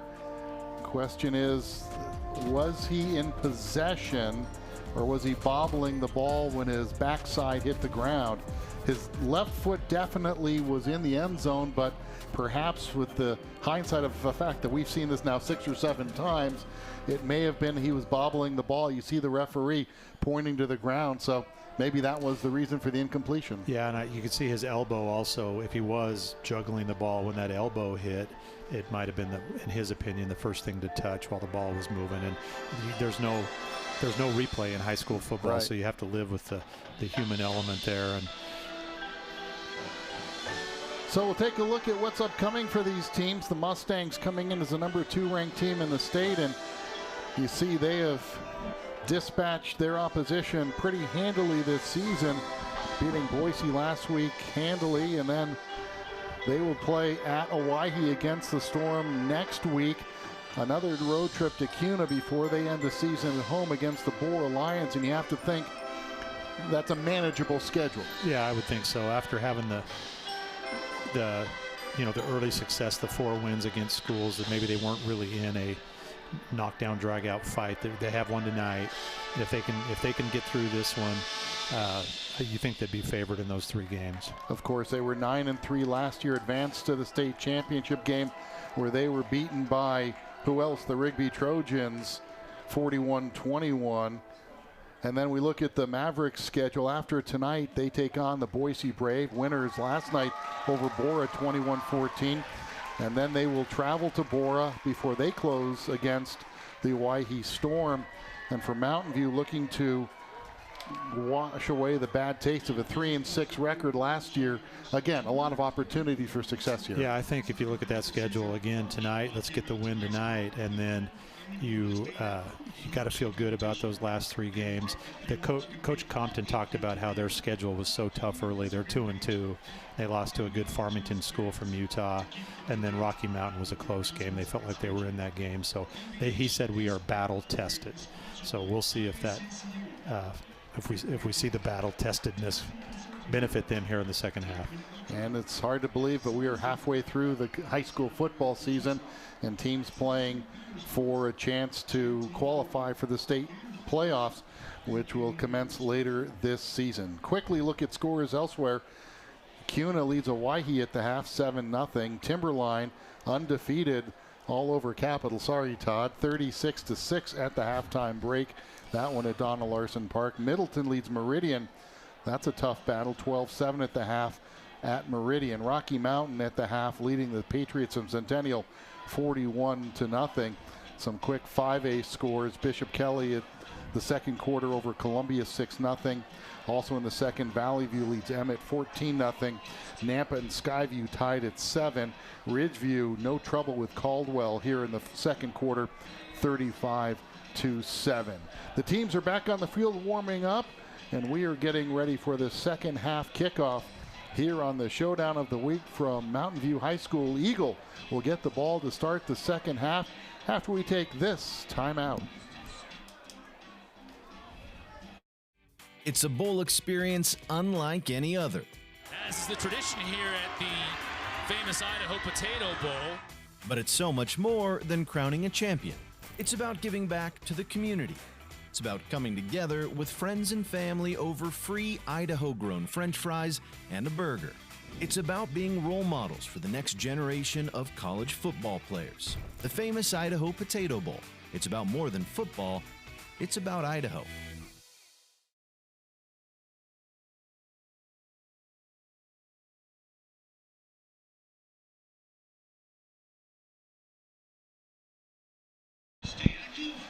Last year when these two teams met, it was the Eagle Mustangs winning 52-14 on their home field. Well, it's a much different story here tonight at Mountain View as the Mavericks and Mustangs are tied at 7. And Todd, we talked about some of the keys to the game as we looked at the beginning of this game. Let's revisit them and see how, if we were right or not. For the Mustangs, start fast and limit self-inflicted wounds. How'd they do? Well, they gave up 7 points on the first drive by Mountain View, so you know, I don't think that's the start they wanted. And then they had those penalties where they let Mountain View convert first downs on jumping off sides, and that's going to sting a little bit. So there were some penalties. I didn't see the after the snap, you know, personal fouls or things like that unsportsmanlike. I know they really stressed that this week, so they got to feel good about that. But they need to eliminate the penalties, especially jumping off sides on those short yardage situations. And for the other side, the home team, the Mavericks, we said bend but don't break in that first half and win the one-on-one battles at the skill positions. How's your report card look? I think kind of the same thing. They on that second drive there, they did bend and they didn't break. Eagle ran out of time, so they got to feel good about that. But they're, you know, the one-on-one matchup in the corner, the play that we've been talking about in the end zone there, you know, whether it was a catch or not, if we win Mountain View, if we win that one-on-one matchup and we catch that ball and get our feet down, we're ahead. So I think it's probably a mixed bag for both schools, but it's given us one heck of a football game and can't wait for the second half. And we will kick things off to start the second half. Eagle will get the ball first. Back deep to receive for the Mustangs. That's Bowen Blackburn. Had a good return, but it was called back by a penalty in that first half. Jesse Guerrero has the ball in the tee, and we are underway with the second half. A line drive kick fielded by the up man and fumbled at the 18-yard line. And still on his feet. Broken play, but a good return. This is Anthony Butler, the linebacker, and he gets the ball out across the 35-yard line. Busted play, but it works for the Mustangs. Sometimes on returns you see that a lot. If a punt returner drops the ball or if a kickoff return man drops the ball, people collapse and they get out of their lanes, and then if he scoops it up and makes the first guy miss, sometimes it turns into a positive play. Ran a lot east and west before we finally turn it up north-south and finally brought down at the 35-yard line. And a first down for Austin Ramsey. Fakes the handoff, rolls left, designed quarterback run. He's still going to the midfield, to the 40, and finally out of bounds inside Mountain View territory. A little new wrinkle for Mr. Ramsey. Yeah, he turned opposite of the running back, so there might have been a little miscommunication on that, but Burnham just led him up the sideline. He followed the lineman, and it ended up working out. To the 40-yard line of the Mavericks, so that's a 25-yard run on the season. Ramsey's only run for 126 yards, so he's really not a runner, but that time, broken play or not, it worked for the Mustangs. Here's Burnham, whose job it is to run, and he is spilled as he crossed the line of scrimmage, maybe got a yard to the 39. But that's the longest play of the game for either side, that 25-yard scamper by Ramsey. Yeah, he looks like he's limping a little bit. Looked fine on that run, but when he was receiving the play from the sideline there, it looked like he had a little bit of a limp. Eagle in the white jerseys, green helmets, and black pants. Two receivers to the near side, then Burnham sets to the right of Ramsey, who takes the snap. Fakes the fly sweep, and then he is spilled right near the line of scrimmage. A designed run again for Ramsey, and he didn't get much. Yeah, I don't think you'd call that play if he's injured, so maybe I'm just seeing things. Could have been a read where you flash the guy in front, and then he decides to give it or pull. Well, now it's 3rd and 9 at the 39-yard line. Mavericks defense trying to create a quick stop here early in the third quarter in a tie game. I think you want to get it to manageable so you can go for it on 4th down. Burnham to the right. The handoff on the sweep. This is Murphy. Excuse me, I can't tell if that's Murphy or Makita. I think it was Makita with the carry. It is Makita, and he picks up the first down yardage. to the 30-yard line. Ramsey is limping. I was not seeing things. Okay. That was a nice play. That looked like the play they called before, and this time he gave the ball. Nice. They got the edge. Nice. Maybe the coaches upstairs saw that and said, call that play again. Jackson LeBeau listed as a linebacker, but he checks in on offense. Near side receiver, Scott Heaton. And the give to Burnham over the left side, and he is hit and dropped for a loss, and you don't say that very often. That right side of the defensive line stop made by big Hunter Peck, who broke a pass up earlier in the game. He raced over, read it well, and made the stop. Yeah, great pursuit there. They're known for flying to the ball, and they were pursuing. Somewhere Judd Benedict is smiling. Yeah, he should be. The legacy lives on. He coached here for a long time. So it's 2nd and 11 after the 1-yard loss. Burnham's dropped behind the line. Ramsey pulls it down, throws. Murphy's got it. He is hit shy of the first down, but there's that quick hitter that they used so effectively in the first half. Yeah, they came back to that. It's been a good play. He does a really nice job of ball handling, sticking the ball in there and giving himself a chance to make the read. 8-yard gain brings up a 3rd and 3, and this is where you want your D-line to be disciplined and not jump off and give Eagle a freebie first down. Yeah, we'll see. Oh, they didn't try it. Burnham over the left side. He will be dragged down, I think, shy of the yard to gain. They mark him outside the 20, and he needed to get to the 20, so that will be 3rd down at the 21-yard line. I think it's 4th down. Oh, excuse me, 4th down. Thank you, Todd. 4th down at the 21-yard line, and a big play here in the early 3rd quarter. If they haven't attempted a field goal all year, you know they're going for it. Right. Burnham, the running back. Little confusion. Tight formation for the Mustangs. Not a passing formation, certainly. Check the back judge to see if then the 5-second count is on. Yeah, they had to move their formation. And I think Eagle's going to have to call a timeout, and they do. And that's just a communications issue. You could see it from the start. Ramsey was looking over, a little confusion about the formation. And it looked like they might get it fixed, but when that guy's back there waving that hand, you get anxious. That's the 5-second count, right? Yeah. I have to wonder at what point do we get play clocks to make it a little easier for everybody in the building to know what's going on. But obviously there's an expense for the clock. You need somebody to run it.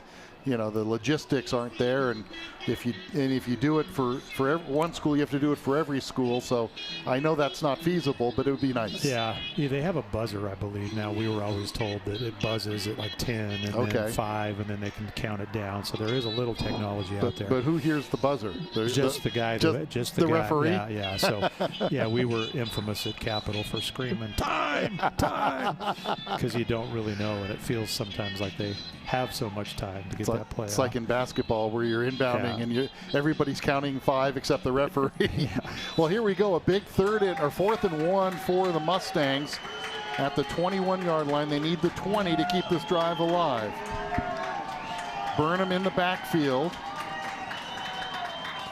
And there's movement, and I think it's going to be 4th and 6. It's a procedure penalty. And coming out of a timeout, that's got to kill a coach. Those 2 plays right there are coach killers. They drive you crazy. They couldn't get lined up, couldn't get the play off, had a timeout, fixed everything, and then moved before the snap. So it looked like maybe the left guard, the right tackle is kind of a bunch of folks, but now it's 4th and 6, and that changes your play calling. And they go to a wide formation. The receiver to the near side is Aiden Kendrick. And that's going to go nowhere. Ramsey swallowed up. And Mountain View holds and will take over on downs. Their defense, there's that bend, don't break we talked about, Todd. It came through there. I promise they were talking about winning the first possession. Do not give up points. So that was a success there. Boy, they were very physical on that play, and they were flying to the football. Bill Matua disrupted things, blew up the blocker, and then Adam Curtis finished him off. And Mountain View takes over. That's 2 drives in a row now for Eagle that have ended on downs.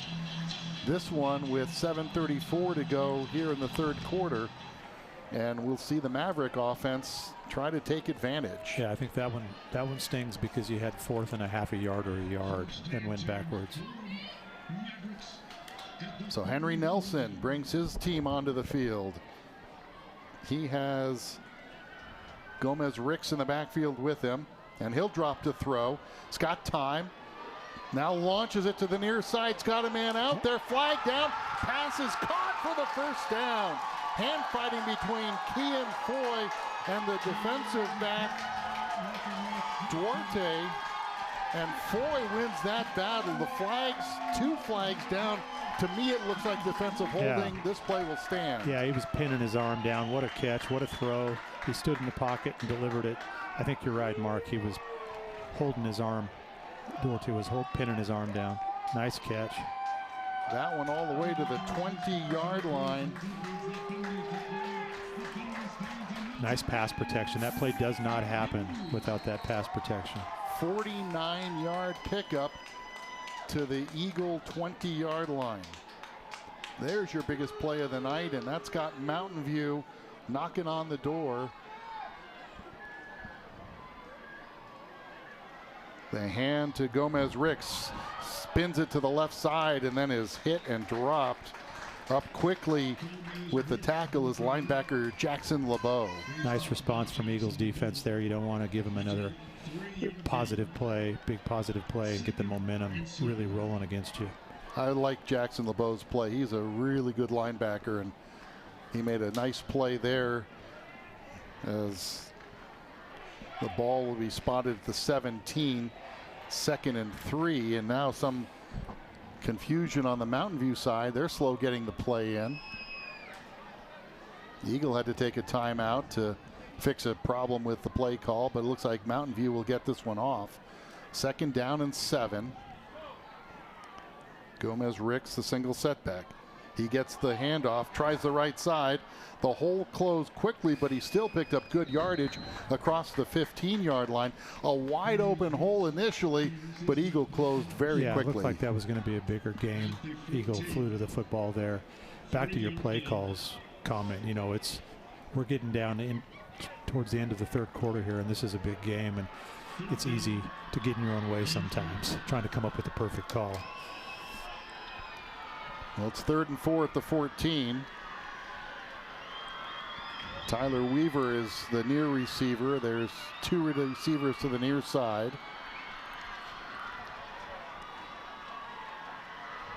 And Nelson looks to the sideline for the play call. Play clock winding down. And they get it off. And they did not get it off, or was there timeout first?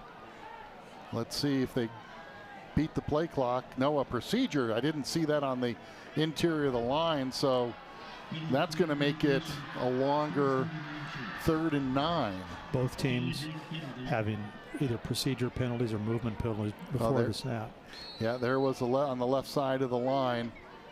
It was tight end Cooper Patterson who flinched a little early, and that kicks them now back to the 19-yard line. And makes it 3rd and 9. Much more difficult play call. Again, they're going to try to make it manageable. Nelson throws incomplete. I think he was trying to hit Weaver, but he was well covered, and now it's 4th down. Quarterback and receiver are talking to each other right now. Maybe a miscommunication, or he didn't look soon enough. Pass went over, and, well, he was well covered, too. The pass actually was intended for Foy. Weaver was kind of the closest to it, and it's 4th down, and now the Mavericks are going to go for it. Missed the field goal earlier tonight. Isolating 3 down here on the Mavericks sideline. First trying to draw him off sides, and Eagle was disciplined that time. 4th and 9. Wouldn't be surprised if they try the fade down here to 3. Does Eagle bring pressure, or do they drop off? They try there to pressure the pass to the near side to Foy. Deflected away, incomplete. A great play outside by Trey Ellis to break that pass up intended for Foy. And each team comes up empty in their initial drives, losing the ball on downs. But a great play by Ellis, one-on-one with one of the best receivers in the state. Watch this again. A little tug on the shoulder. They don't call him. My mistake. That was not Foy. That was Munson, not Foy. Yeah, that was, you could see that play setting up. He looked over to the sideline and he squeezed his split in to give himself more room to run the fade. And actually it looked like a pretty good throw, but the Eagle defender got his hand on it. What a play. Saved a touchdown. First down at the 19. Over the left side, Burnham up near the 25-yard line. They'll give him 5 to the 24. So each team missed an opportunity, a scoring opportunity in that second quarter, and now each team has turned it over on downs to start the third, and this is the slugfest I think some people were expecting. Yeah, this is going to come down to the fourth quarter and who can convert on one of these drives. Both defenses are playing well, bending, not breaking. Burnham on the reception, and he will be shy of the first down. There's Noah Burnham. Not quite hitting his averages so far, but he is the state's leading rusher, and it's a nice comfort for a quarterback when you know you can turn and hand the ball to number 0. Yeah, they're a good tandem. Line of scrimmage the 27, so that brings up a third down play at about 2 for the Mustangs. A quick moving third quarter. We're under 4 minutes to go. And a third down for the Mustangs. Hand the ball to Burnham, and he will squirt through the hole for the first down. A little shaky on the handoff. The ball hit him high on the chest plate and looked like he bobbled it for a moment, but Noah able to gather it in and get the first down. When the quarterback is looking into the defensive backfield and trying to hand the ball off, that's that mesh we're talking about, and maybe they just, the play ended up being positive and successful, so it worked out. 5-yard pickup for the first down. Here's Corbin Hedgecoth, who's played a great game from his rover position. Ramsey backs, got time, surveys, throws deep into double coverage and overshoots his receiver Murphy. Threw that one into double coverage, and it's incomplete. He initially looked for that seam route that they dropped in the first half there. That time Mountain View had it covered, so he had to come off that. He had good time to throw and step into that one. A nice pass, but you can see led his receiver by about 5 yards and hit the turf harmlessly. That brings up 2nd and 10. As you get a good look there at Scott Heaton lining up on the far side. Has not been thrown to tonight, but always somebody you have to keep an eye on. Murphy in motion. Quick hitter to the near side. That's Bolt, a tight end, and he is spun out of bounds across the 40-yard line. Maybe a yard shy of the first down. Yard or 2. They'll spot him at the 41. So that'll bring up a 3rd and 1 as Bolt, a nice big tight end at 6'5", 205. Only a junior. Yeah, it looks like there's a penalty mark. Oh, there is. I did not see the flag. Well, that wipes out the first down that I had already written down on my play sheet. It was a good looking play. Timing route, out route, hitting right in stride, but somebody was tugging on probably a defensive lineman.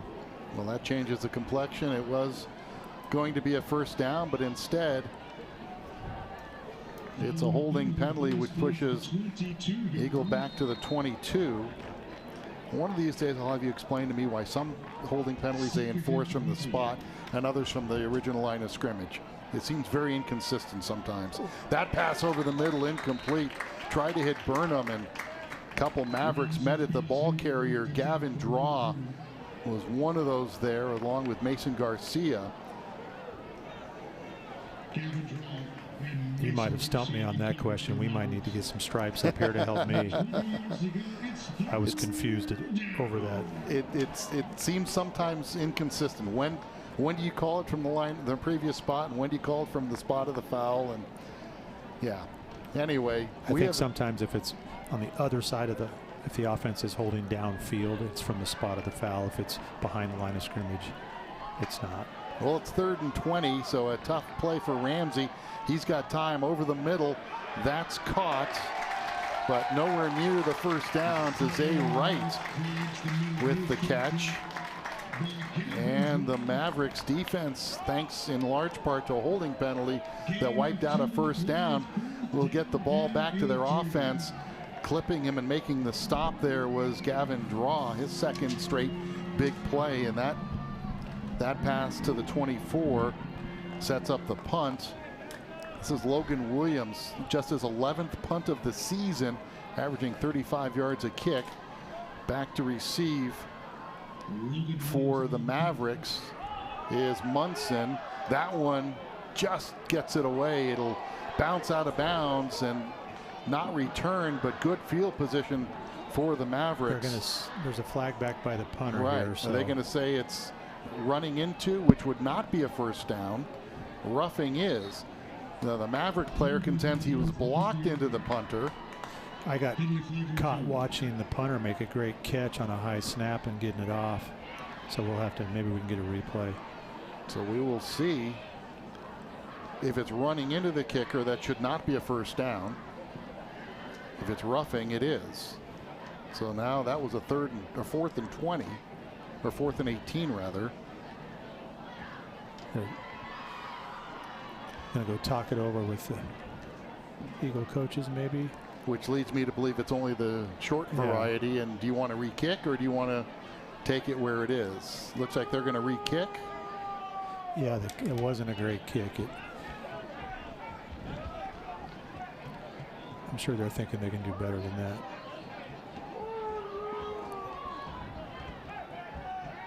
Especially with 5 more yards.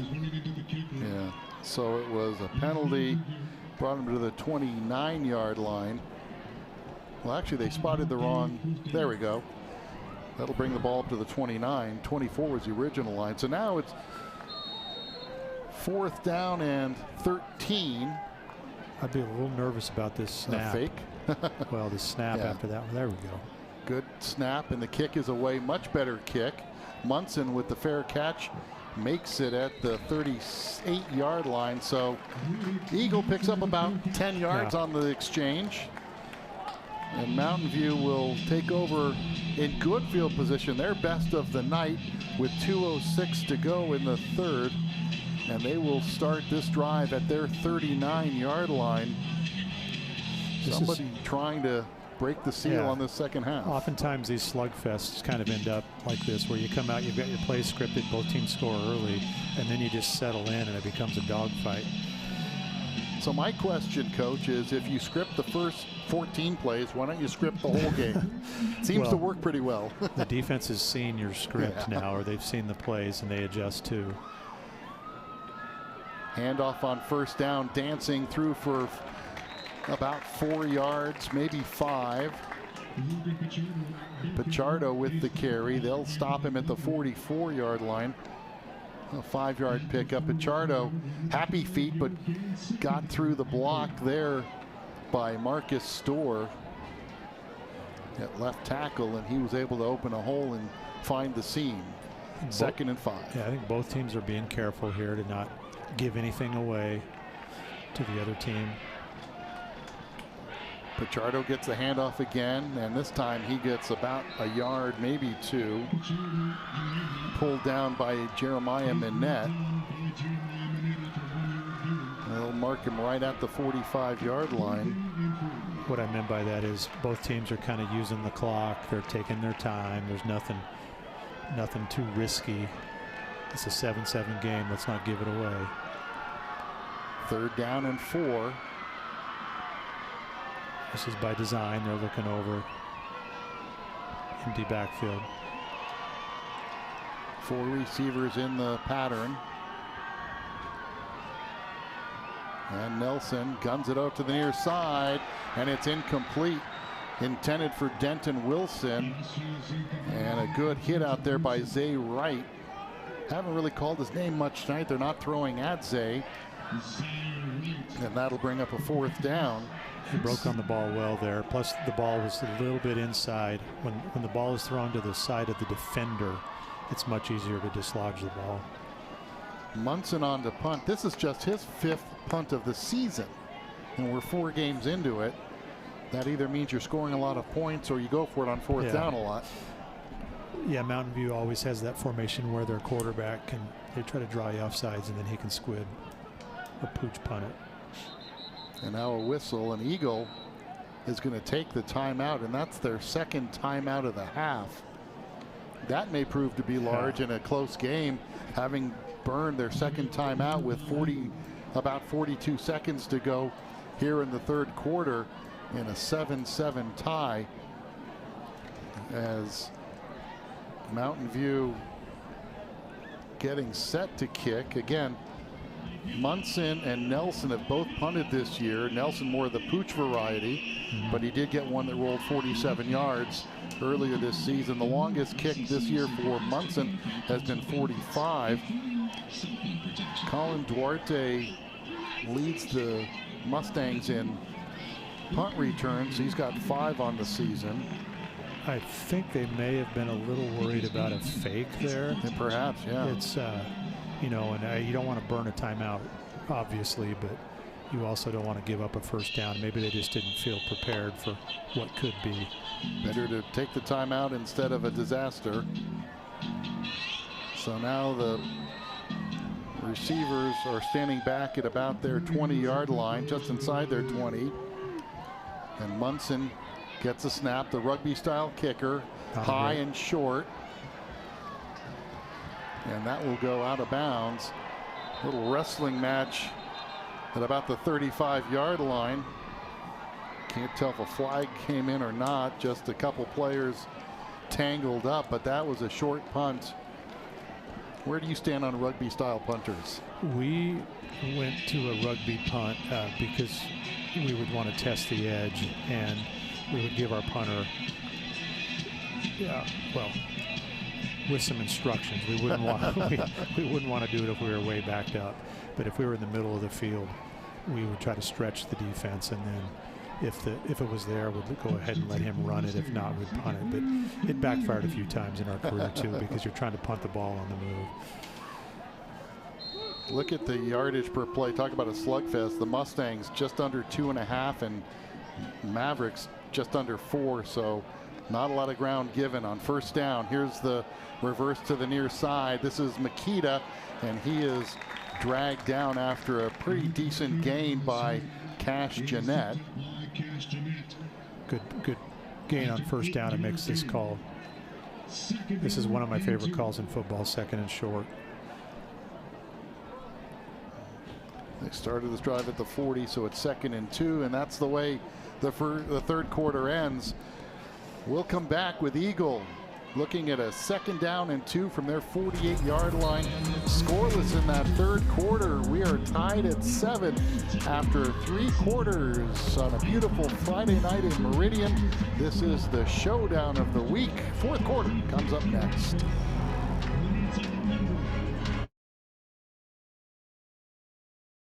At Title I, we're more than a title and escrow company. It starts with respect, and we pass it on. Because humility makes us better teammates. We stay hungry on and off the field. And healthy in mind and body.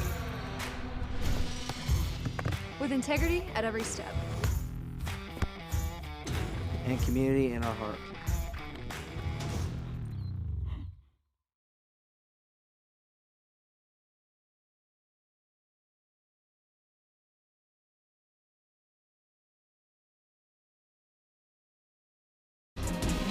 Coach Club there, Eagles head football coach. I want to compliment him and his counterpart, Brian Compton. This is a big game. It means a lot to both schools. And their players have played with class. There's been nothing after the whistle, so good job, Coach Clough, Coach Compton. Sometimes it's easy to let your emotions get away, and they've obviously coached their kids up this week. Coach Clough's team looking at a 2nd and 2 from their 48-yard line. Ramsey hands the ball off.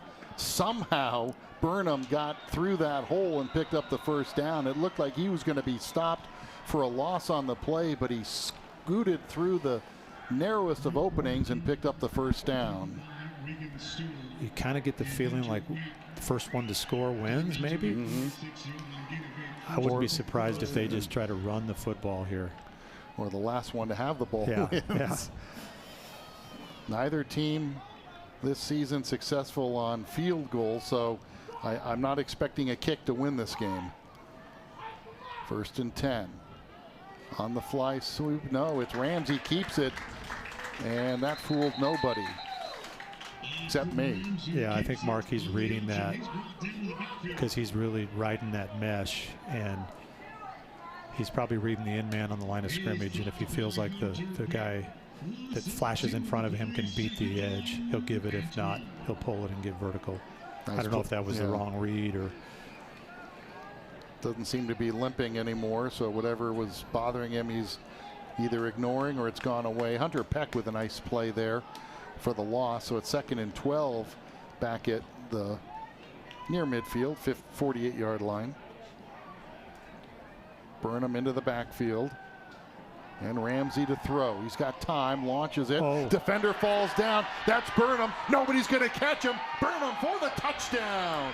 The defender fell down, and that's all that Noah Burnham needed for the go-ahead score. Yeah, we'll have to see the replay on that if he fell or was nudged, but regardless, he was wide open. Nice throw by Ramsey, and Burnham takes it in. So Ramsey, a 40-yard pass to Burnham, and that gives the Mustangs the lead pending the extra point. Madden Bear tacks on the 14th point. 14-7 is the score. Eagle on top. Quick Strike gives them the lead here on a Friday night in Meridian. It's a bowl experience unlike any other. As is the tradition here at the famous Idaho Potato Bowl. But it's so much more than crowning a champion. It's about giving back to the community. It's about coming together with friends and family over free Idaho-grown French fries and a burger. It's about being role models for the next generation of college football players. The famous Idaho Potato Bowl. It's about more than football. It's about Idaho.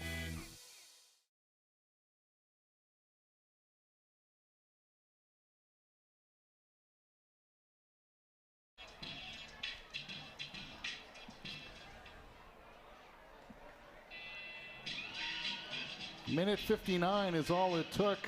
The Eagle Mustangs to go 60 yards in 4 plays, capped off by the 48-yard pass from Ramsey to Burnham. The defender fell down, and Burnham had nothing but green turf in front of him, and that gives the second-ranked team in the state the 14-7 lead as Madden Bear set to kick off.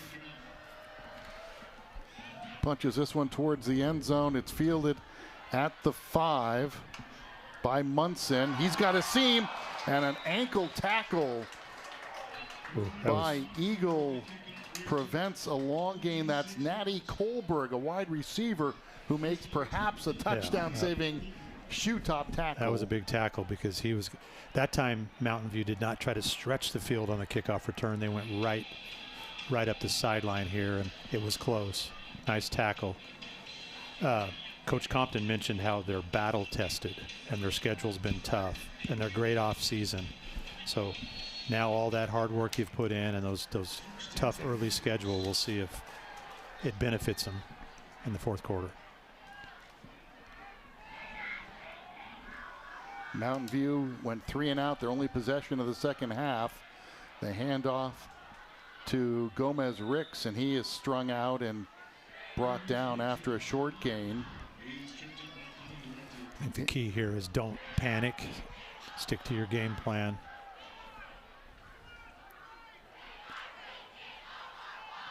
They're going to give him 6 to the 38-yard line, more than I thought I was obscured, my view obscured by the Mountain View sidelines.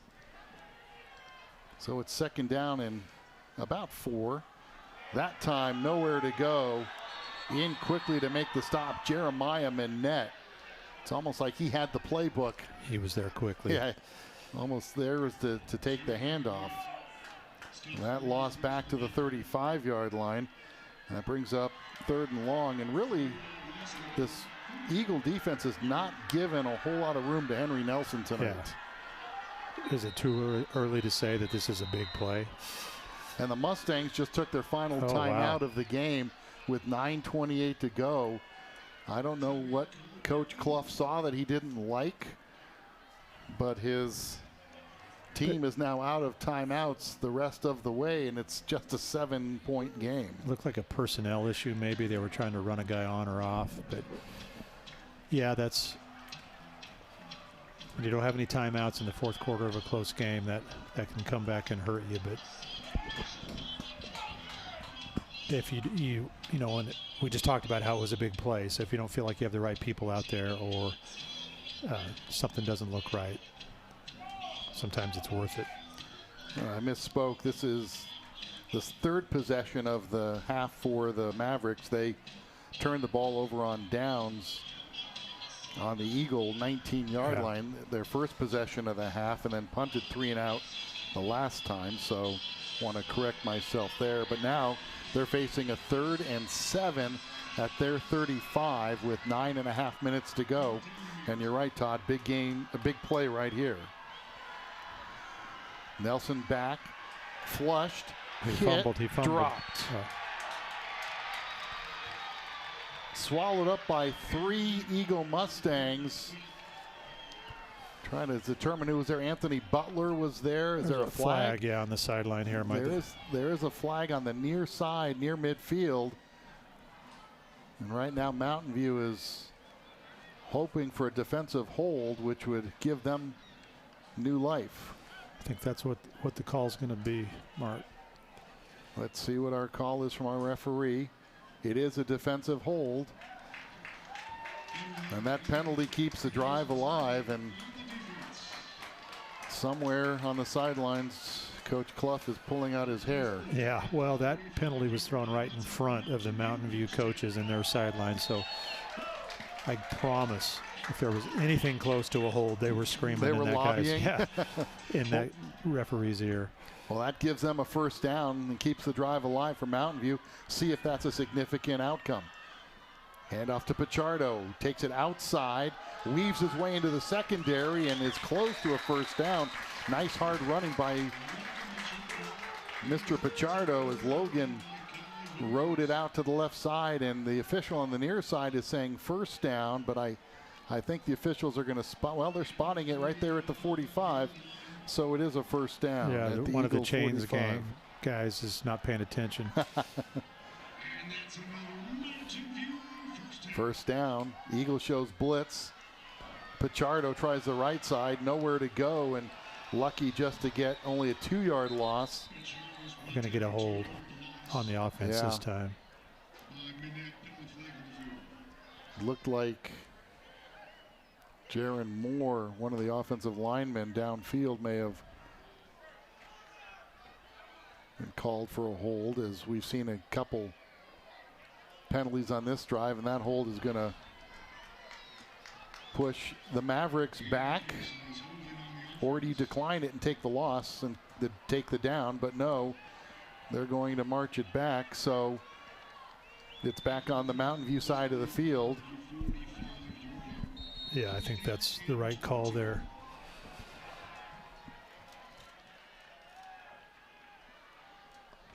So now 1st and 20 with 8:20 to go in the contest and a 7-point game. Nelson calling out his protection. Watch that guy, he says. And he drops to pass. This time he's got time. Lost it to the near side. And it is a one-handed catch, but Foy cannot hold on. Nice try by Kean Foy. One-handed, couldn't pull it in, but he was well defended. He was. I don't know if his arm was pinned a little bit, but he only put one hand up for that ball.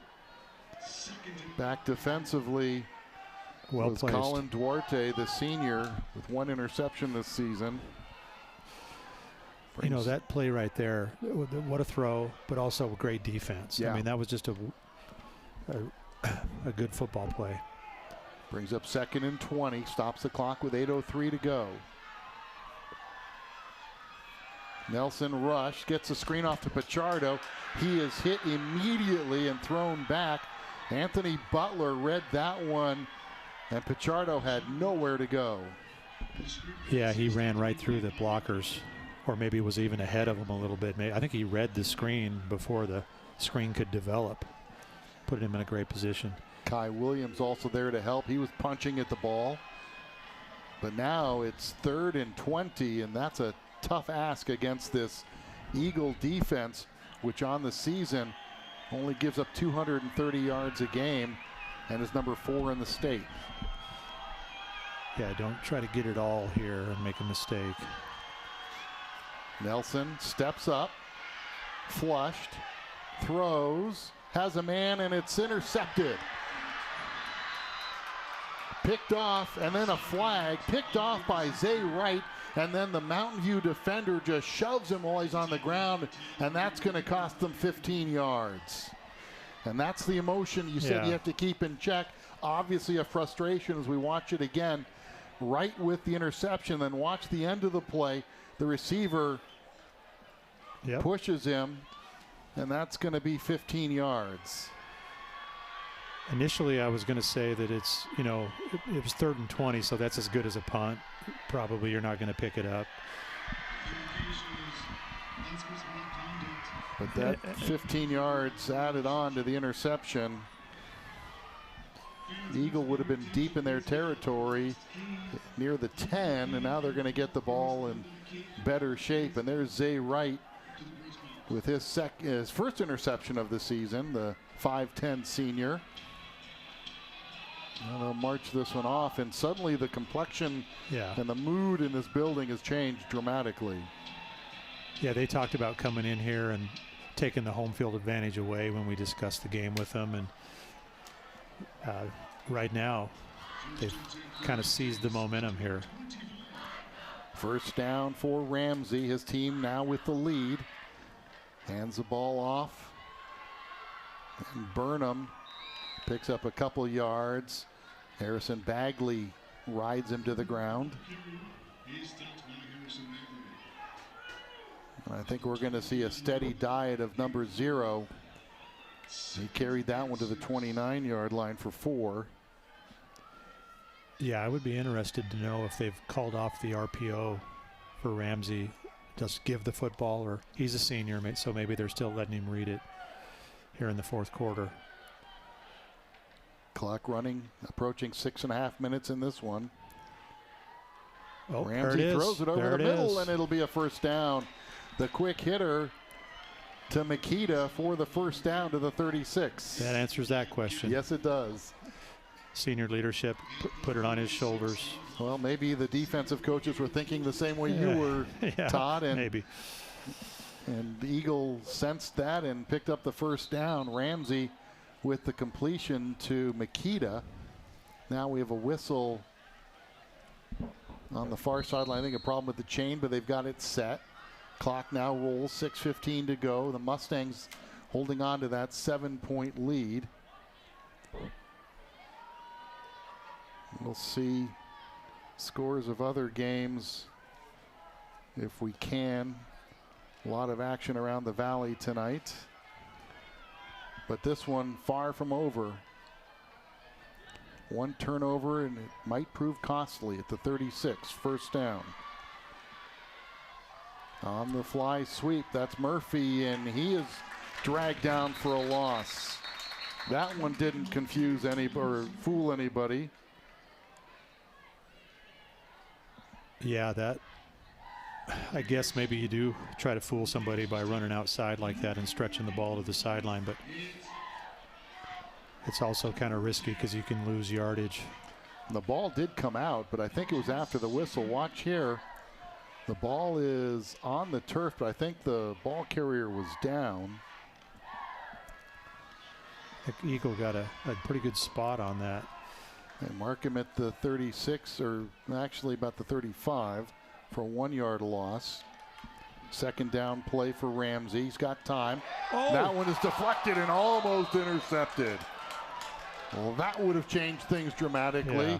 That pass batted high in the air. The Mavericks, though, could not recover it. And again, Adam Curtis on the defense knocks that one in the air, and it falls harmlessly to the turf for an incomplete pass. I don't know how many tip drills you do with your D linemen. But nice play. Way to get your hands up. 3rd and 11. Mountain View needs a stop with under 5 minutes to go. Ramsey back. He has time. Throws on the outcut. Perfect pass to Murphy for the first down. You could not have drawn that up any better. That was a great throw. Wide side of the field. They ran the outside receiver down the field on a fade to clear it out, and then ran the out route underneath it. And right on the money, as you said, Mark.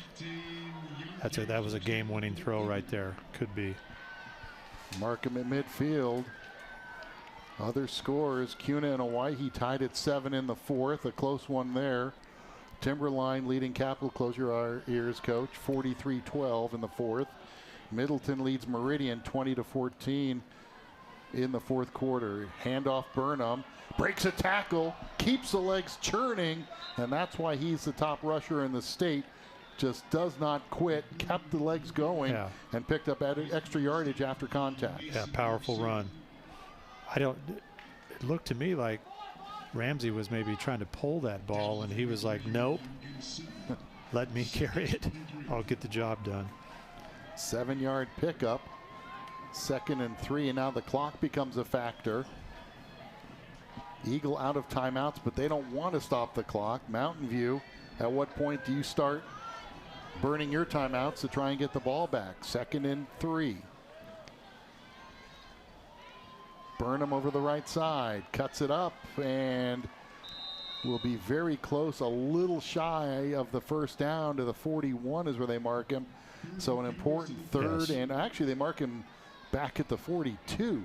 So just a 1-yard gain. That brings up 3rd and a long 2.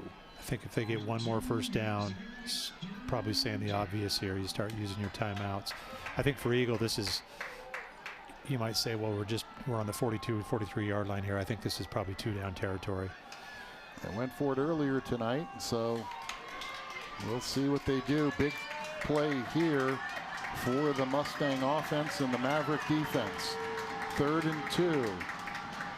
Burnham outside, stiff arms and gets the first down. Oh, got a penalty. But a flag down at the 41. Let's check the flag.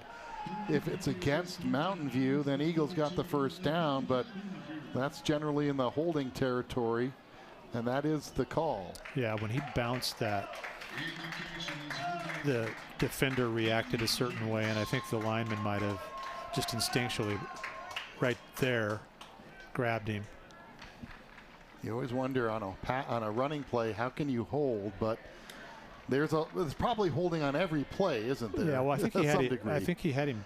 He was in pretty good position if the ball had been run inside, and maybe he was, when Burnham bounced that to the outside, it put him in a position where maybe human instinct takes over, and he grabbed him because he was fighting him over the top. So they push it back to the Eagle side of the midfield stripe to the 49-yard line, and so there. Penalties. Yeah. So now that brings up a 3rd and 11. And again, the line of scrimmage was the 42, and they placed the penalty at the ball. Wasn't quite a 10-yard penalty, but here we go. Big play here with 3:14 to go. 3rd down. Ramsey has time. Now he's rushed, gets the ball out, and overshoots Murphy. Incomplete. 4th down, no flags. Now you got a punt. So one little play goes from a first down and chewing up the clock to having to punt and giving this Maverick offense a chance as Brody Munson goes back to return the punt. With their timeouts, too. With all 3 timeouts, and we'll see what happens. This Eagle defense has been stout here in the second half.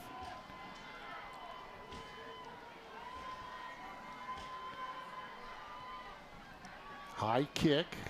Munson lost the ball. It's still loose. And Mountain View, I think, fell on it. Wow.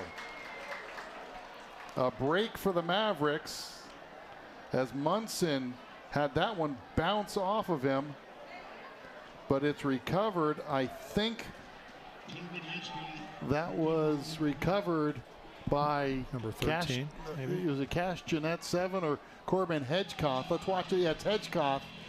Saves the day for the Mavericks, and they will get the ball back with 2:59 to go and a chance to tie or take the lead with an 8-point play.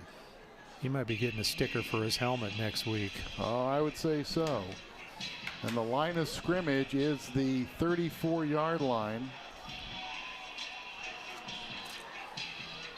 So 66 yards away, and here comes the offense for the Mavericks. Nelson has had a tough night tonight against this Eagle defense, looking for some magic here.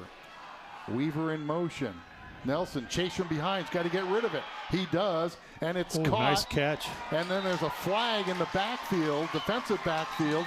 Weaver with the catch on the Eagle side of the field. Let's check the flag. Probably defensive holding, but I don't want to presume anything. But I think that play will stand as we look for the call from our referee, and it is defensive hold that's declined. Weaver with an outstanding one-handed catch, and you know that Nelson heard footsteps as he was being chased by Braden Peterson, got it away, and watch this catch. That was, just a great catch. He brought it into his body.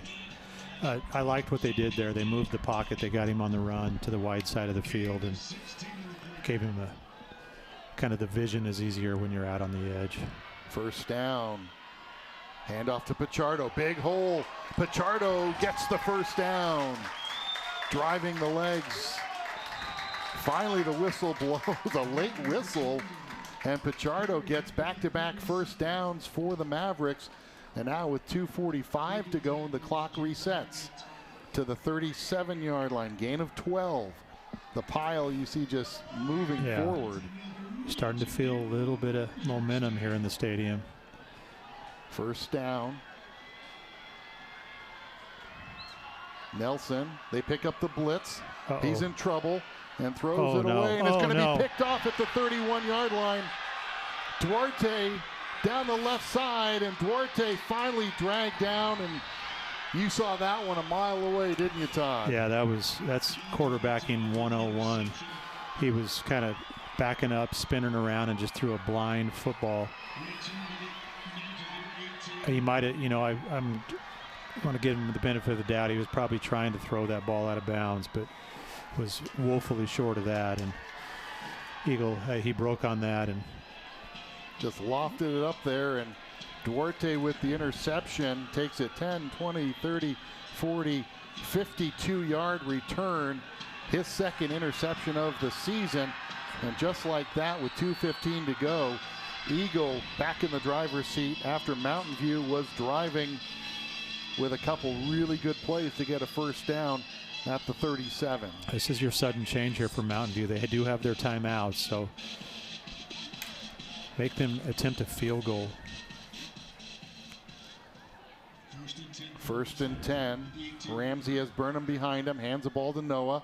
Noah, big hole up the middle, pushes the pile forward, gets inside the 15, and then Mountain View takes their first time out as Burnham drives that one down to about the 13-yard line for a gain of 5. That'll bring up second down and 5 as Noah Burnham finds a little seam. Nice job there between the center and right guard, opening up a seam for the ball carrier. When you're trying to run the clock out, 4-minute offense here, just trying to burn clock, when you can get 5 yards on your first down run, you're breathing a little bit easier. Nice kick out block by sophomore Spencer Washoe, who goes a tiny 6'4", 280. But he really opened up a hole for Burnham on that one. Yeah, they did a nice job, because you know they're going to run the football. So even in that scenario, to create a hole like that. Rocky Mountain beat Centennial 41-7 tonight. Middleton now trailing as Meridian scores late in the fourth to take a 21-20 lead. 50-12 Timberline over Capital. And Cuna now leads Owyhee 14-13. And that one's going to go into the end zone. Burnham for the score. Big Noah hole. Burnham finds his way up the middle for the touchdown. Another big hole. Nice job up front. Noah Burnham with his 8th rushing touchdown of the season. And this is going to pretty much cement things away for the Mustangs, who will move to 5-0 and 2-0 in the River Division. Bear on for the extra point, and it is good. Timeout on the field. It's 21-7 as Noah Burnham takes it in from 13 yards, and the Mustangs have a 2-touchdown lead here in Meridian. It's a bowl experience unlike any other. As is the tradition here at the famous Idaho Potato Bowl. But it's so much more than crowning a champion. It's about giving back to the community. It's about coming together with friends and family over free Idaho-grown French fries and a burger. It's about being role models for the next generation of college football players. The famous Idaho Potato Bowl. It's about more than football. It's about Idaho.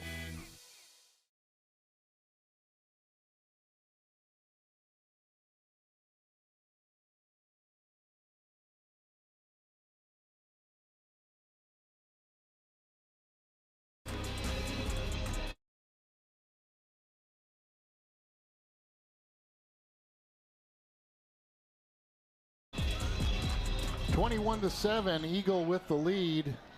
The big play, the interception by Duarte, the 52-yard return, and 2 plays later, Burnham with the 13-yard run, 18 yards in 2 plays in 11 seconds. On the return, Munson breaks a couple tackles, protects the ball, and gets out to the 40.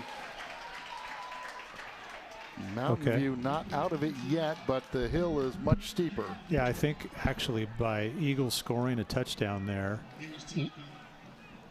worse things could have happened. First of all, the interception here, we talked about how I think he was probably trying to throw it out of bounds, but that's kind of a back-breaking play. It just seems so easy right there, and they were trying to tackle him there, so I'm not saying they let him score, but I think your best chance to win the game now is get the ball back, score, and then hope for an onside kick and a recovery. So it's a long shot, but it's worth a shot. Well, Mountain View moved it to the Eagle 37 that last drive before the interception. They set up the screen pass to Pichardo. He's got support. He's out across midfield and pushed out of bounds on the Eagle 39-yard line. So the shoulders of your quarterback here. You just make a mistake, and you're a senior. You've battle tested. You got to lead these guys down the field and score a touchdown and give your team a chance. Just the second interception thrown this year by Henry Nelson. 4 receivers in the pattern. Low snap, Nelson in trouble. He'll just run it out of bounds, get a little bit of yardage, and he that's gets a penalty. Blown up on the sideline and no flag thrown. Oh my goodness. He was clearly out of bounds, it looked like, when he got hit, and they do not throw the flag. It was right in front of an official. Watch it here. He slows down. Oh boy. Yeah, that looks like that could have been called, but it wasn't. Eagles got 3 defenders deep and back. They don't want to give up an easy score. Nelson winds up. He's got nobody to throw to, so he will just take it out of bounds, untouched this time at the 30-yard line with 1:32 to go. Boy, a call that Mountain View would have really wanted to get an extra 15, but it was not made. Yeah, I didn't see their sideline overreact to that. So maybe it wasn't as egregious as we thought. Well, but he slowed down. Yeah, he did. And that's what I think made it look even worse. If he had been running full speed, I don't think there would have been contact.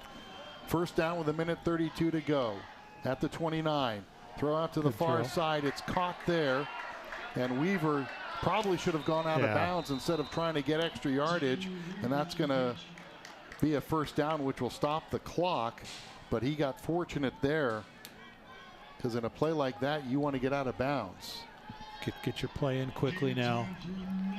Clock now running with 1:20 to go.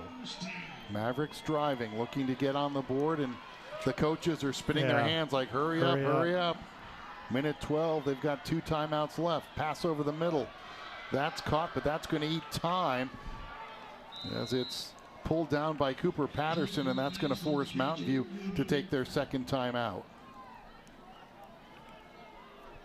With 1:04 to go, down by 2 touchdowns. I'm not sure what the discussion is. Is there a flag that I don't see on the field? I don't see an injured player. I don't see a flag. But the officials stopped the clock. They did not charge the timeout to Mountain View, I don't believe. It's a dead ball personal foul against Eagle. So the catch and run, and then the personal foul will give the Mavericks first and goal. We spoke it into existence. There's been 2 personal fouls after we complimented both teams coming out of that break a few minutes ago. So it's first and goal at the 5 with 1:04 to go. Nelson, he can run it in. He can run it in. And into the end zone for the touchdown.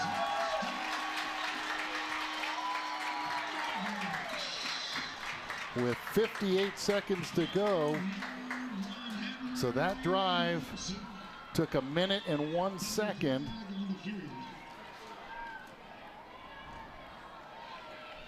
Six plays to go 60 yards. And now they did what they had to do. Yep. I can promise you now, your Eagle, your hearts are pounding because the onside kick, I know the odds seem that, most likely you won't recover it, but. Well, there is a flag, and they're talking to the Eagle coaches. I wonder if it's an unsportsmanlike or a post-play foul. They put the points on the board, so let's check. Touchdown is good. They're probably going to enforce it on the kick. Yeah. So even if they recover the onside kick, that's 15 yards deeper that they're going to have to go.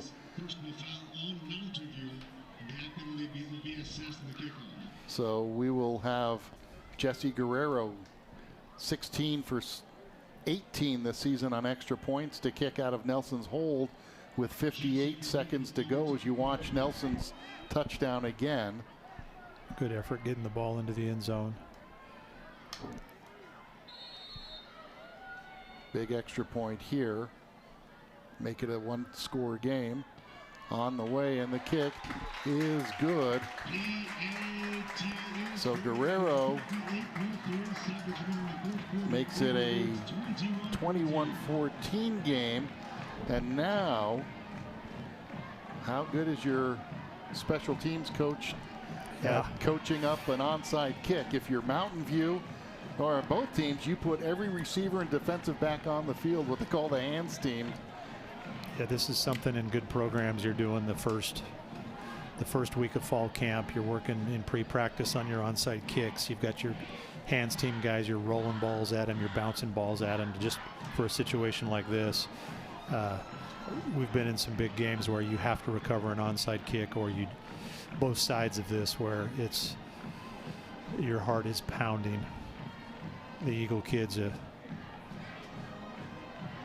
there's a couple ways to do this. You can try to block the people coming at you and let the ball roll through to somebody who can recover it, or you can be more aggressive and kind of go at the ball if it's going to get to 10 yards. We'll see what they decide to do here. I always wondered why the kicker doesn't just drill the ball at an up man. He's not expecting it probably. You kick it right at him hard and hope that he touches it and it's a live ball. Well, yeah, if they're that good at targeting somebody with the ball, that's not a bad idea. It'll bounce off of them. But at this point, you know, maybe it's worth it. It doesn't look like he's going to do that. Guerrero puts the ball down at the 25. They're going to the far side of the field. Guerrero, a lefty kicker. And there's the whistle. No, he's a righty. I'm sorry. Kicks it in the air and it's pulled down. Yeah. And getting it for the Mustangs was Logan Williams, the tight end and kicker. And Williams with the recovery, and that will pretty much spell it with 58 seconds to go. And I apologize to Mr. Guerrero. He is right-footed, but the way he's lined up, he fooled me. And I'll tell you, Williams juggled that one in the air. But he did go up high. Yeah. And he attacked the ball, which, and you said he's a kicker too, right? Yeah, he's also there listed as a kicker as well. He's their punter, rather. So, yeah. But it's first down at the 38-yard line. Here's Burnham. Really, if you're Eagle, you don't need a first down. Mountain View can burn their timeouts, and they do. And that should be their second timeout, so they can only stop the clock one more time. And Mountain View is going to fall just a little shy here on this showdown of the week. Next week we will be where? I will ask my producer in my ear where we are next week for the showdown of the week. Eagle and Owyhee next week. The Mustangs and the Storm will do battle next Friday night. You'll be able to watch it right here on the showdown of the week as we bring you the best in Southern Idaho Conference football action. The ball is at the 33-yard line, and Todd, we talked about some of the keys, and a lot of it was penalties and kind of keeping your composure. Teams sort of lost that in the second half, didn't they? Yeah, I think the fatigue, emotion, everything kind of sets in as the game gets close to the end, and a few mistakes by some of the young men. Burnham goes down before he gets to the first down yardage, and the Mavericks take their final timeout. He carries it to the 30-yard line. So next week, the Mavericks, as we showed you earlier, they take on the Boise Brave right here at Mountain View High School, while we will be at Owyhee High School for the Storm and the Mustangs. I think Mountain View, you know, they're going to lose this game, it looks like, but I think there's some positives to take from this game. It was a good fight, had big turnover in the fourth quarter, but looking at their schedule, their remaining schedule, I think that if they can regroup and learn from this, they can string together some wins, end up with a winning record and get into the state playoffs, and maybe you get another opportunity at a team like Eagle. All is not lost, that's for sure. 2 turnovers tonight by the Mavericks. Zay Wright with an interception and Duarte with an interception. And the Duarte one really was the killer, as it was perhaps an ill-advised pass. And Duarte ran it 52 yards. Burnham is going to get the first down. I think, no, he's going to go down just shy at the 29. But that doesn't matter. The clock will run, and that will allow the fourth down play for the Eagle Mustangs. They're going to milk this clock down. I don't think they can bleed it all the way to 0.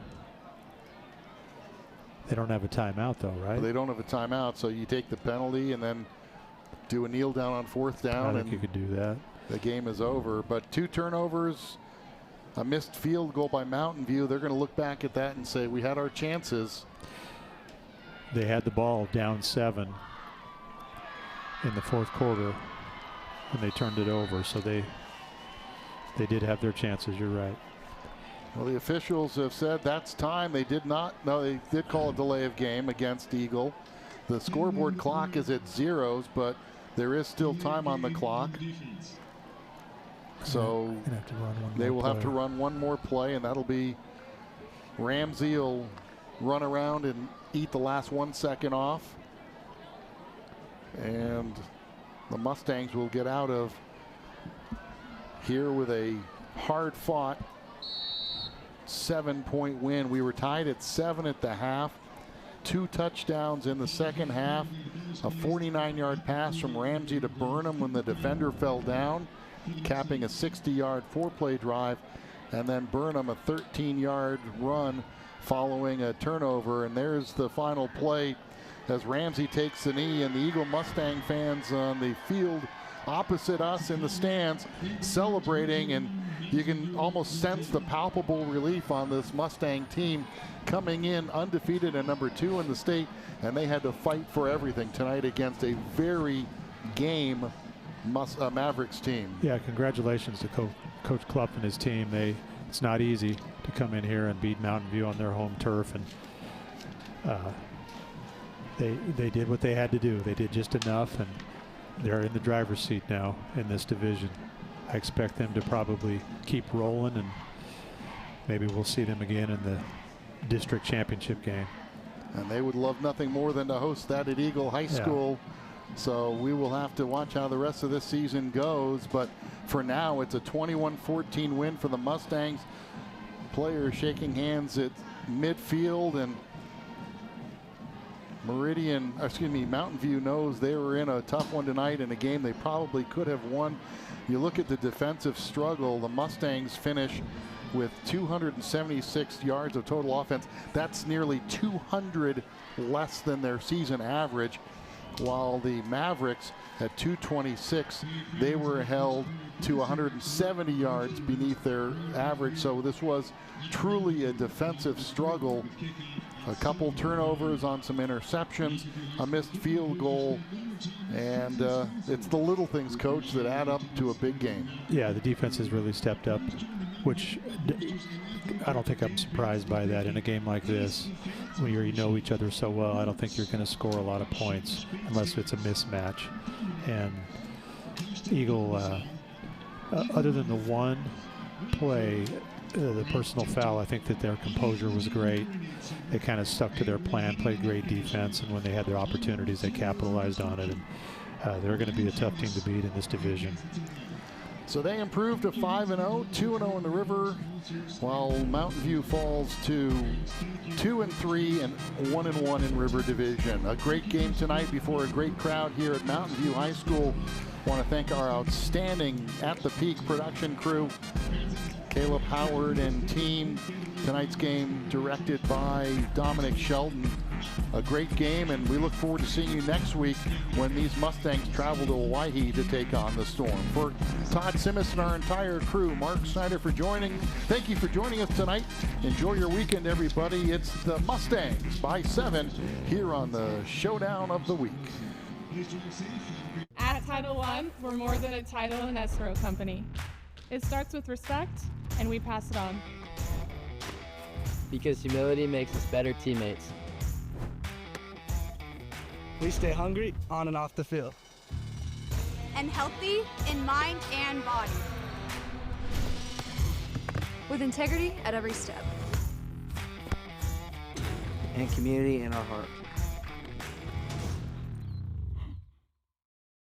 It's a bowl experience unlike any other. As is the tradition here at the famous Idaho Potato Bowl. But it's so much more than crowning a champion. It's about giving back to the community.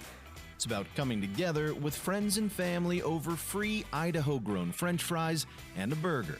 It's about being role models for the next generation of college football players. The famous Idaho Potato Bowl. It's about more than football. It's about Idaho.